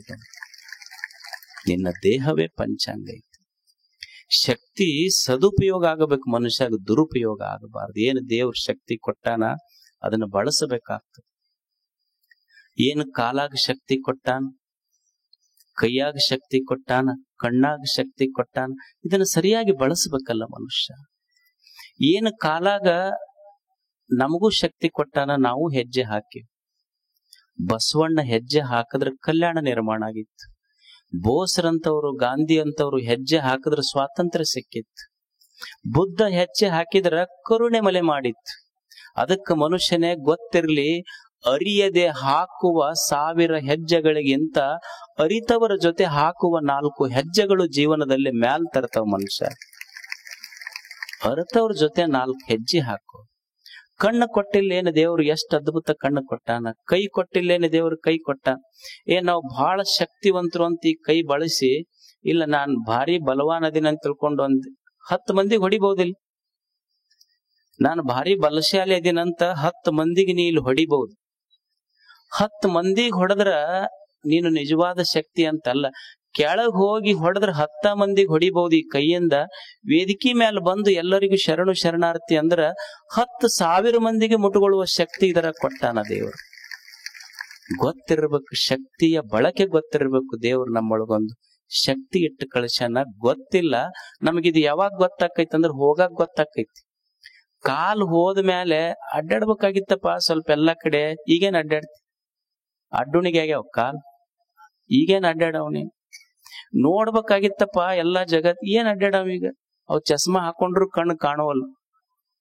ಉಣ್ಬೇಕಾಗಿತ್ತಪ್ಪ, ಉಂಡ್ರ ಕರಗದ್ರ ಉಣಬೇಕ? ನೀನ್ ಕರಗದ ಇಲ್ಲಿ ನೀ ಉಂಡಿದ್ದು ಅಂದ್ರ ಕೆಟ್ಟ ಮೇಲೆ ನೆರೆ ಕೆನ್ನೆಗೆ ತೆರೆಗಲ್ಲಕ್ಕೆ ಅನ್ನೋದಿಲ್ಲ. ಮೃತ್ಯು ಮುಟ್ಟದ ಮುನ್ನ ಪೂಜಿಸು ನಮ್ಮ ಕೂಡಲ ಸಂಗನ.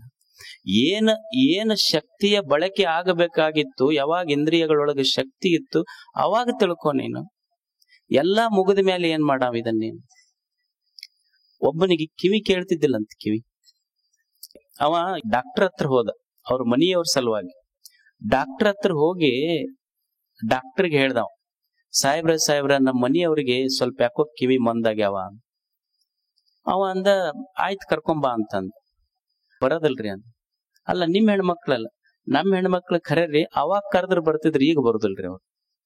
ಅಲ್ಲೋ ಮತ್ತ ಅವ್ರ ಕಿವಿ ಕೇಳೋದಲ್ಲಂತ ಬಂದಿ, ಅವ್ರಿಗೆ ಏನ್ ಮಾಡ್ಬೇಕು? ನಾನು ಅವ್ರಿದ್ರ ಚೆಕ್ ಮಾಡ್ಬೋದು. ಅಲ್ಲಿ ಏನ್ರ ಒಂದು ಮಿಷಿನ್ ಕೊಡ್ರಿ, ಒಂದು ಕಿವಿಯಾಗ ಇಟ್ಕೊಂತಾರಲ್ಲ ಮಷಿನ್ ಕೊಡ್ರಿ.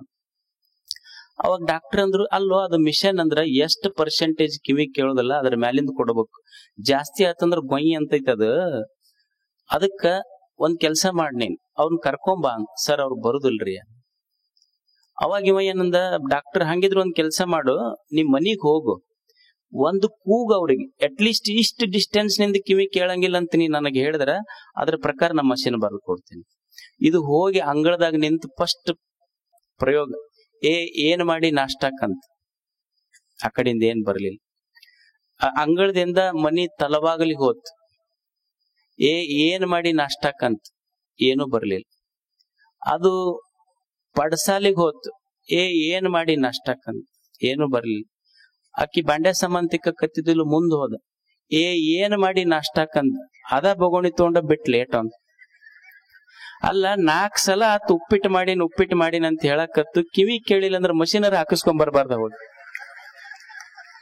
ಅದಕ್ಕಲ್ಲಿ ಇದಕ್ಕ ಕೇಳ್ತಿದ್ದಿಲ್ಲ. ಅವ ಹೋದ ಡಾಕ್ಟರ್ ಹತ್ರ, ಯಾಕೋ ಏನತ್? ನಮ್ ಹೆಣ್ಮಕ್ಳು ಅಲ್ರಿ ನಮ್ಮ ಕಿವಿ ಬಂದಾವೀಗ. ಅದು ಮೊದಲು ಬಂದಾಗಿತ್ತು, ಈಗ ಗೊತ್ತಾಗೈತದ, ಈಗ ಚಾಲು ಆಗೈತಿ. ಇದಕ್ ಮಿಷಿನ್ ಬೇಕಾಗಿಲ್ರಿ, ಇವೆಲ್ಲ ನಮ್ ಮನೆ ಡಾಕ್ಟರ್ನಿಂದ ನಡೀತಾವ ಕಿವಿ ಎಲ್ಲ. ಶಕ್ತಿ ಯಾವಾಗ ಹೋದ ಮೇಲೆ ಅನುಭವಿಸೋದಲ್ಲ, ಇದ್ದಾಗ ಚಲೋದ್ ಕೇಳ ಅಷ್ಟೇ. ಹೋದ ಮೇಲೆ ಕೇಳ್ಬೇಕಾಗಿತ್ತಂದ್ರೆ ತಗೊಂಡು ಏನು ಮಾಡೋದು? ಅದಕ್ಕೆ ಅವ್ರು ಹೇಳುದು, ಯಾರ ತನ್ನ ಶಕ್ತಿ ತಿಳಿದಾರಲ್ಲ ಅವ್ರು ದೇವ್ರು. ಯಾರು ತನ್ನೊಳಗಿನ ಶಕ್ತಿ ತಿಳಿದಾನ ಅವ ದೇವ್ರು. ತನ್ನೊಳಗಿರುವ ಶಕ್ತಿ ಗೊತ್ತಿರ್ಬೇಕು ಮನುಷ್ಯಾಗ. ತಿಳ್ಕೊಂಡವನಿಗೆ ದೇವ್ರು ಎಲ್ಲಿ ಬೇಕಲ್ಲಿ ಕಾಣ್ತಾನ ಅಷ್ಟೇ. ನಾವು ಸಣ್ಣವರು, ನಾವು ಬಡವರು, ನಾವು ಕನಿಷ್ಠರು ಅಂತ ಎಂದೂ ಅನ್ನಬಾರದು. ಯಾಕಂದ್ರೆ ದೇವ್ರು ಯಾರಿಗೆ ಸಣ್ಣವರು ಅಂತ ಹುಟ್ಟಿಸಿಲ್ಲ ಆತ. ನಾವು ಸಣ್ಣವ್ರು ಅನ್ನಬಾರ್ದು, ನಾವು ದೊಡ್ಡವ್ರು ಅನ್ನಬೇಕು. ನಾವು ಅಶಕ್ತರು ಅನ್ನಬಾರ್ದು, ನಾವು ಶಕ್ತಿವಂತರು ಅನ್ನಬೇಕು. ಯಾಕಂದ್ರ ಬರೇ ಕೈಯನ್ನ ಕಲ್ಲೆತ್ತ 1 ಕ್ವಿಂಟಲ್ ಕಲ್ಲೆತ್ತವ್ ಶಕ್ತಿವಂತ ಅಲ್ಲ. ನೀರಡಿಸಿ ಬಂದವನಿಗೆ 1 ಕಪ್ ಎತ್ತಿ ನೀರು ಕೊಟ್ಟವನು ಶಕ್ತಿವಂತನೇ ಅನ್ನುವ ಸತ್ಯ ನಾವು ತಿಳ್ಕೋಬೇಕು. ಸಣ್ಣವ್ರು ಯಾರು ಇಲ್ಲ, ಇಲ್ಲಿ ಎಲ್ಲ ದೊಡ್ಡವರು. ನನ್ನೊಳಗಿನ ಶಕ್ತಿಯ ಅರಿವು ಆತು ಅಂದ್ರೆ ನಾವೆಲ್ಲ ದೊಡ್ಡವ್ರು, ಯಾರು ಸಣ್ಣವರಿಲ್ಲ. ತಾನರಿದಡೆ ತಾನೇ ದೇವ ಅಷ್ಟೇ. ತನ್ನ ಶಕ್ತಿ ಗೊತ್ತಾಗಬೇಕು ಮನುಷ್ಯಾಗ. ಅರಿತೀವಿ ಅಂದ್ರೆ ಕಣ್ಣು ಕಂಡಲ್ಲೆಲ್ಲ ದೇವರು ಕಾಣತಾನ. ಇರದೇ ಇದ್ರ ದೇವ್ರಿದ್ರು ಕಲ್ಲು ಕಾಣತೈತೆ ಮನುಷ್ಯಾಗ. ಅದು ಅರಿವು ಬೇಕಾಗ್ತೈತಿ, ಶಕ್ತಿಯ ಅರಿವು. ಬಾಯಜೀದ ಅಂತ ಒಬ್ಬ ಹುಡುಗಿದ್ದ ಯುವಕ, ಅವನ ಹೆಸರು ಬಾಯಜೀದ. ಅವ್ರವ್ವ ಅಪ್ಪ ಸಣ್ಣ ಹುಡುಗಿದ್ದಾಗ ತೀರ್ಕೊಂಡಿತ್ತು. ಮುದುಕಿ ಮಗನ್ ಬಹಳ ಚಂದ ಜೋಪಾನ ಮಾಡಿತ್ತು. ಏನು ಬಡತನ ಬಹಳ ಶ್ರೀಮಂತರಲ್ಲ. ಒಂದು ಗುಡಿಸಿಲ್ನೊಳಗ ಮುದುಕಿ ಮಗನ ವಯಸ್ಸು 25 ಆಗಿತ್ತು. ಮುದುಕಿ ಬಹಳ ದಿವಸ ಕೆಲಸ ಮಾಡಿ ದಣದಿತ್ತು. ಇನ್ನೇನು ಮಗನಿಗೆ ಯಪ್ಪ ಮದ್ವಿ ಮಾಡಕು ಅಂತ ಹೇಳ್ಬೇಕಂತ ಮುದುಕಿ ಅನ್ನೋದ್ರಾಗ ಮಗ ಏನಂದ, ಇದು ಹೇಳಿಲ್ಲ. ಮಗ ಏನಂದ, ಯವ್ವ ನನಗ ದೇವ್ರ ನೋಡ್ಬೇಕಂತ ಇಚ್ಛೆ ಆಗೈತಿ, ನಾ ಸ್ವಲ್ಪ ದೇವ್ರ ಹುಡುಕಾಕ್ ಹೋಗ್ತೀನಿ ಅಂತ. ಮದ್ವಿ ಮಾಡ್ಕೊ ಅಂತ ಮುದುಕಿ ಹೇಳ್ಬೇಕಂದ್ರ ಇವ ಏನಂದ, ಅವು ಹೇಳೋದಕ್ಕಿನ್ನ ಮೊದಲ ಹೇಳ್ದಿಲ್ಲ, ನಾ ಸ್ವಲ್ಪ ದೇವ್ರ ನೋಡಕ್ ಹೋಗ್ತೀನಿ, ದೇವ್ರ ಕಾಣಬೇಕಂತ ಇಚ್ಛೆ ಆಗೈತಿ. ನನ್ನ ನದಿಯೊಳಗೆ ಎಷ್ಟು ಜನ ಹುಡುಕ್ಯಾರ ಸಿಕ್ಕಿಲ್ಲ, ನಾ ದೇವ್ರನ್ನ ಹುಡುಕಬೇಕಂತ ಇಚ್ಛೆ ಮಾಡೀನಿ. ಮುದುಕಿ ಮಗನಿಗೆ ಬ್ಯಾಡ ಅಂತ ಅನ್ಲಿಲ್ಲ. ಯಪ್ಪ ದೇವ್ರ ಹುಡುಕುವಂತ ಪುಣ್ಯದ ಕೆಲ್ಸಕ್ಕೆ ನೀವು ಹೊಂಟಿ ಅಂದ ಮೇಲೆ ನಾ ಯಾಕೆ ಬ್ಯಾಡ ಅನ್ಲಿ, ಮಗ ಹೋಗು. ಯವ್ವ ಬೆಳಿಗ್ಗೆ ಹೋಗ್ತೇನಂತ ಮಗ ತಯಾರಾದ. ಮುದುಕಿ ಮಗನ ಮ್ಯಾಲ ಎಷ್ಟು ಪ್ರೀತಿ ಅಂದ್ರ, ಮಗ ದೇವ್ರ ಕಾಣಾಕ್ ಹೊಂಟಾನಂತ ಥಂಡ್ಯಾಗ ಮಗ ಹೇಳೋದಕ್ಕಿನ್ನ ಮೊದಲು ಎದ್ದಿತ್ತು. ಎದ್ದು ಬಿಸಿನೀರ್ ಕಾಶಿ ಮಗನಿಗೆ ಇಟ್ಟಿತ್ತು. ಮಗ ಸ್ನಾನ ಮಾಡ್ದ. ಒಂದಿಷ್ಟು ಕಟಿ ರೊಟ್ಟಿ ಇತ್ತು, ಹಳೆ ಅರಿಬ್ಯಾಗ ಹಾಕಿ ಮಗನಿಗೆ ಕೊಡ್ತಿಯಪ್ಪ, ನೀ ದೇವ್ರ ನೋಡಕ್ ಕೆಲ್ಸಕ್ ಹೊಂಟಿ ಮಗ, ನೋಡ್ ಹೋಗ್. ಮಗ ಅವು ಕೊಟ್ಟ ರೊಟ್ಟಿ ಚೀಲ್ದಾಗ ಇಟ್ಕೊಂಡು ಹೊಂಟಿದ್ದ. ಅವು ಕರಿತ್, ಮಗ ಇಲ್ಲಿ ಬಾ ಇಲ್ಲಿ. ಯಪ್ಪ ದೇವ್ರನ್ನ ಕಾಣಾಕ್ ಬಾಳ ಮಂದಿ ಹೋಗ್ಯಾರ, ಮಗ ನೀನು ದೊಡ್ಡ ಕೆಲ್ಸಕ್ ಹೋಗಿ ಹೊಂಟಿ. ಯಪ್ಪ ದೇವ್ರ ಕಣ್ಣಂದ್ರ ಸ್ವಲ್ಪ ಎಲ್ಲದನ ಹೆಂಗದ ನನಗ್ ಸ್ವಲ್ಪ ಹೇಳ್ಬೇಕ್ ಮಗ ನೀನು ಬಂದು. ಹೇಳ್ತೀನಿ ಅವ್ವ. ಮಗ ಹೋದ. ಕಾಡುಗಳಲ್ಲಿ ಅಡ್ಡಾಡ್ದ, ಹಿಮಾಲಯದಲ್ಲಿ ಕುಳಿತ, ಗುಹೆಗಳಲ್ಲಿ ಕುಳಿತ, ನದಿಯ ದಂಡಗಳಲ್ಲಿ ಕುಳಿತ, ಉಪವಾಸ ಬಿದ್ದ. ದೇವ್ರು ಕಾಣ್ಲಿಲ್ಲ. 10 ವರ್ಷ ಹಿಡಿತ ಹುಡುಗ ಅಡ್ಡಾಡ್ದ ದಣದ ಬಳಲ್ದ, ದೇವ್ರು ಕಾಣ್ಲಿಲ್ಲ. ಇಲ್ಲಿ ಮುದುಕಿ ಏನ್ ಮಾಡ್ತಿತ್ತು, ಮನ್ಯಾಗ ಬೆಳಿಗ್ಗೆ ದೀಪ ಹಚ್ತಿತ್ತು. ದೀಪ ಹಚ್ಚುವಾಗ ಜಗಲಿ ಮುಂದ, ಯಪ್ಪ ನನ್ನ ಮಗ ನಿನಗ್ ಹುಡುಕಾಕ್ ಹೋಗ್ಯಾನ, ಸ್ವಲ್ಪ ಅವನಿಗೆ ದರ್ಶನ ಕೊಡು. ಮುದುಕಿ ಮನ್ಯಾಗ ರಾತ್ರಿ ದೇವ್ರ ಮುಂದ ದೀಪ ಹಚ್ಚಿ ಹೇಳ್ತಿತ್ತು, ಯಪ್ಪ ನನ್ನ ಮಗ ನಿನ್ನ ದರ್ಶನಕ್ ಹೋಗ್ಯಾನ, ಸ್ವಲ್ಪ ಹುಡುಕಾಕ್ ಹೋಗ್ಯಾನ, ಜಲ್ದಿ ದರ್ಶನ ಕೊಡು ಅವನಿಗೆ. 10 ವರ್ಷ ಹುಡುಕಿತ್ತು ಹುಡುಗ, ದೇವ್ರು ಭೇಟಿ ಆಗ್ಲಿಲ್ಲ. ದಣದು ಊರ್ ಕಡೆ ದಾರಿ ಹಿಡ್ದ. ಊರಿಗೆ ಬಂದಾಗ ಸಾಯಂಕಾಲ ಆಗಿತ್ತು. ಸಾಯಂಕಾಲ 6:30 ಗಂಟೆ ಹುಡುಕ್ತಾ ಬಾಳ ದಿವ್ಸ ಆಗಿತ್ತಲ್ಲ, ಗೊತ್ತಾತ. ಸಂಧಿ ಹಿಡ್ದು ಮನಿಗೆ ಬಂದ. ಮನಿ ಬಾಗಿಲ್ದಾಗ ನಿಂತಿದ್ದ.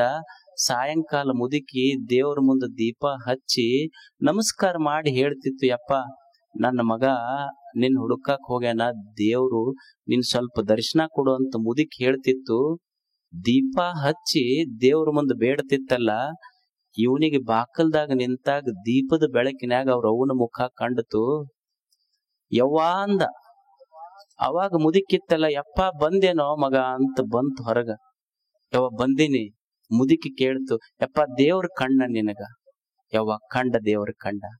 ಎಲ್ಲಿ ಕಂಡ? ಯವ್ವ ಹಿಮಾಲಯದೊಳಗ್ ಕಾಣ್ಲಿಲ್ಲ, ನದಿಗಳಲ್ಲಿ ಕಾಣ್ಲಿಲ್ಲ, ಗುಹೆಗಳಲ್ಲಿ ಕಾಣ್ಲಿಲ್ಲ, ನಾನು ಮನಿ ಬಾಕಲ್ದಾಗ ನಿಂತಾಗ ನನ್ನ ಮಗನಿಗೆ ದರ್ಶನ ಕೊಡುವಂತ ಕರುಣೆಯಿಂದ ಕೇಳ್ತಿದ್ದೆಲ್ಲ, ಆ ದೀಪದ ಬೆಳಕಿನಾಗ ನಿನ್ನ ಮುಖದಾಗ ದೇವ್ರ ಕಂಡಾನ. ನನಗೆ ನಿನ್ನ ಮುಖದಾಗ ದೇವ್ರ ಕಂಡಾನ, ಇಲ್ಲಿ ಎಲ್ಲಿ ಹೋಗುವುದು ಹೇಳಿ? ಇದು ರಿಯಲೈಸೇಷನ್, ಇದು ಆತ್ಮ ಸ್ವಾಧ್ಯಾಯ. ದೇವನನ್ನ ಅರಸಿ ಹುಡುಕುವುದಲ್ಲ, ಅರಿತು ಅನುಭವಿಸುವುದಷ್ಟೇ. ದೇವರು ಅಂದ್ರೆ ಅರಸಿ ಹುಡುಕುವ ವಸ್ತುವಲ್ಲ, ಅರಿತು ಅನುಭವಿಸುವ ವಸ್ತು. ಅದಕ್ಕೆ ಮನುಷ್ಯನಿಗೆ ಇವು ಮೂರೂ ನೆನಪಿಡೋದು. ಬೆಳಿಗ್ಗೆ ಎದ್ದ ತಕ್ಷಣ ಚಲೋ ವಿಚಾರ ತಲೆಯಾಗಿರ್ಬೇಕು. ಬೆಳಿಗ್ಗೆದ್ದು ಚಲೋ ವಿಚಾರ, ಸ್ವಲ್ಪ ದೇವರ ನಾಮ ಸ್ಮರಣೆ, ಆಮೇಲೆ ನನ್ನ ಶಕ್ತಿಯ ಬಗ್ಗೆ ನನಗೆ ಅರಿವಿರ್ಬೇಕು. ಇವು ಮೂರೂ ತಿಳ್ಕೊಂಡು ಬಿಟ್ರ ಲೈಫ್ ಇಸ್ ಎ ಸೆಲೆಬ್ರೇಷನ್. ನಮ್ಮ ಹುಟ್ಟು ಹಬ್ಬ ಆಗತ್ತ. ಜೀವನವೇ ಒಂದು ಹುಟ್ಟು ಹಬ್ಬ. ನಾವು ಆ ಡೇ ಈ ಡೇ ಮಾಡ್ತೀವಿಲ್ಲ. ನಾವು ಇಂಡಿಪೆಂಡೆನ್ಸ್ ಡೇ ಮಾಡ್ತೀವಿ, ರಿಪಬ್ಲಿಕ್ ಡೇ ಮಾಡ್ತೀವಿ, ಎನ್ವಿರಾನ್ಮೆಂಟಲ್ ಡೇ ಮಾಡ್ತೀವಿ. ಶಾಲೆಗೆಲ್ಲ ಮಾಡೋದಿಲ್ಲ ಮಕ್ಕಳು. ಶಾಲ್ಯಾಗ independence day, environmental day, republic day ಮಾಡ್ತಾರ. ಆದ್ರೆ ಯಾವ ಕಾಲೇಜ್ ಹುಡುಗರು ಇರೋದಿಲ್ಲ. ವ್ಯಾಲೆಂಟೈನ್ಸ್ ಡೇ ದಿವಸ ಮಾತ್ರ ಯಾರು ತಪ್ಸಂಗಿಲ್ಲ. ಏನು ಶಾಲೆಗೆ ಅಡ್ಮಿಷನ್ ಮಾಡಿಸ್ತಾ ಹೋಗಿದ್ದು ವ್ಯಾಲೆಂಟೈನ್ಸ್ ಡೇಗೆ ಒಂದೇ. ನಮಗ ಆ ಡೇ ಈ ಡೇ ಬೇಡ. ನಿನ್ನ ಹುಟ್ಟು ಹಬ್ಬ ಐತಲ್ಲ, ನಿನ್ನ ಹುಟ್ಟು ಹಬ್ಬವನ್ನು ನೀನು ದೀಪ ಹಚ್ಚಿ ಆಚರಿಸಿಕೊಳ್ಳುವುದಲ್ಲ. ನಿನ್ನ ಬದುಕು ಹೆಂಗ ಆಗಬೇಕಂದ್ರೆ, ನೀನು ಹುಟ್ಟಿದ್ದಕ್ಕೆ ವಿಶ್ವಕ್ಕೆ ಹಬ್ಬ ಆಗಬೇಕಲ್ಲ, ಹಂಗ ಬದುಕಬೇಕು ಮನುಷ್ಯ. ಅದು ಹುಟ್ಟು ಹಬ್ಬ. ಕಲಾಂ ಹೇಳಿದ್ರು, ನನ್ನ ಹುಟ್ಟು ಹಬ್ಬ ಹೆಂಗ ಆಚರಣೆ ಮಾಡ್ರಿ ಅಂದ್ರ, ಸಾಲಿ ಸೂಟಿ ಕೊಟ್ಟು ದೇಶ ಸೂಟಿ ಕೊಟ್ಟಲ್ಲ, ಎಲ್ಲರೂ ಒಂದ್ ತಾಸಿ ಹೆಚ್ಚಿಗೆ ಕೆಲಸ ಮಾಡಿ ನನ್ನ ಹುಟ್ಟು ಹಬ್ಬ ಆಚರಣೆ ಮಾಡಿದ್ರೆ ನನಗೆ ಗೌರವ ಅಂತಿದು ಆಚರಣೆ. ಇದು ಅಷ್ಟೆ. ಅದಕ್ಕೆ ಮನುಷ್ಯನೇ, ನಿನ್ನ ಹುಟ್ಟು ಹಬ್ಬ ಹೆಂಗಿರ್ಬೇಕು ಅಂದ್ರ, ದೇವರ ಪಣತಿಗೆ ಎಣ್ಣೆ ಹಾಕಿ ಹುಟ್ಟು ಹಬ್ಬವನ್ನ ಆಚರಿಸುವುದಕ್ಕಿಂತ, ರಕ್ತ ಇಲ್ಲದ ಎಲ್ಲಿಯೋ ರೋಗಿಗೆ ಬಿದ್ದಾಗ ಒಂದಿಷ್ಟು ರಕ್ತ ಕೊಟ್ಟು ನಿನ್ನ ಹುಟ್ಟು ಹಬ್ಬವನ್ನ ಆಚರಣೆ ಮಾಡಿ. ದೇವರಿಗೆ ನೈವೇದ್ಯ ಹಿಡಿದು ನಿನ್ನ ಹುಟ್ಟು ಹಬ್ಬವನ್ನ ಆಚರಿಸುವುದಕ್ಕಿಂತ, ಹಸಿದು ಬಂದು ತಟ್ಟೆಯೊಳಗ ಅನ್ನ ಇಲ್ಲದ ಮಗುವಿನ ತಟ್ಟೆಯೊಳಗೊಂದು ತುತ್ತ ಅನ್ನ ಹಾಕಿ ನಿನ್ನ ಹುಟ್ಟು ಹಬ್ಬವನ್ನ ಆಚರಣೆ ಮಾಡು. ದೀಪ ಹಚ್ಚಿದ ದೀಪ ಆರಿಸಿ ನಿನ್ನ ಹುಟ್ಟು ಹಬ್ಬವನ್ನ ಆಚರಣೆ ಮಾಡುವುದಕ್ಕಿಂತ, ದೀಪವೇ ಇಲ್ಲದ ಗುಡಿಸಿಲಿನ ಮಕ್ಕಳಿಗೊಂದು ಪುಸ್ತಕ ಕೊಟ್ಟು ಜ್ಞಾನದ ದೀಪವನ್ನು ಹಚ್ಚಿ ನಿನ್ನ ಹುಟ್ಟು ಹಬ್ಬವನ್ನು ಆಚರಣೆ ಮಾಡು. ಇದು ಸ್ವಾಧ್ಯಾಯ. ಇದು ಅದಕ್ಕೆ ಮನುಷ್ಯ ಇಂಥ ಸ್ವಾಧ್ಯಾಯವನ್ನ ಪ್ರತಿನಿತ್ಯ ಮಾಡಿದ್ರ ಸಮಾಧಾನ. ಈ ದಿವ್ಸ ಹೆಂಗ ಚಲೋ ಇರೋದು ವಿಚಾರ ಮಾಡೋದಷ್ಟೇ. ಬೆಳಿಗ್ಗೆ ಎದ್ದ ತಕ್ಷಣ ಚಲೋ ವಿಚಾರ, ಸ್ವಲ್ಪ ದೇವರ ಸ್ಮರಣೆ. ನಾ ಸಣ್ಣವನ್ನೋದಿಲ್ಲ, ನಾನು ಶಕ್ತಿವಂತ ಅಂತ ಹೆಜ್ಜೆ ಹಾಕುವುದು. ಇದು ಸ್ವಾಧ್ಯಾಯದ ಸೂತ್ರ. ಶರಣಾರ್ಥಿ.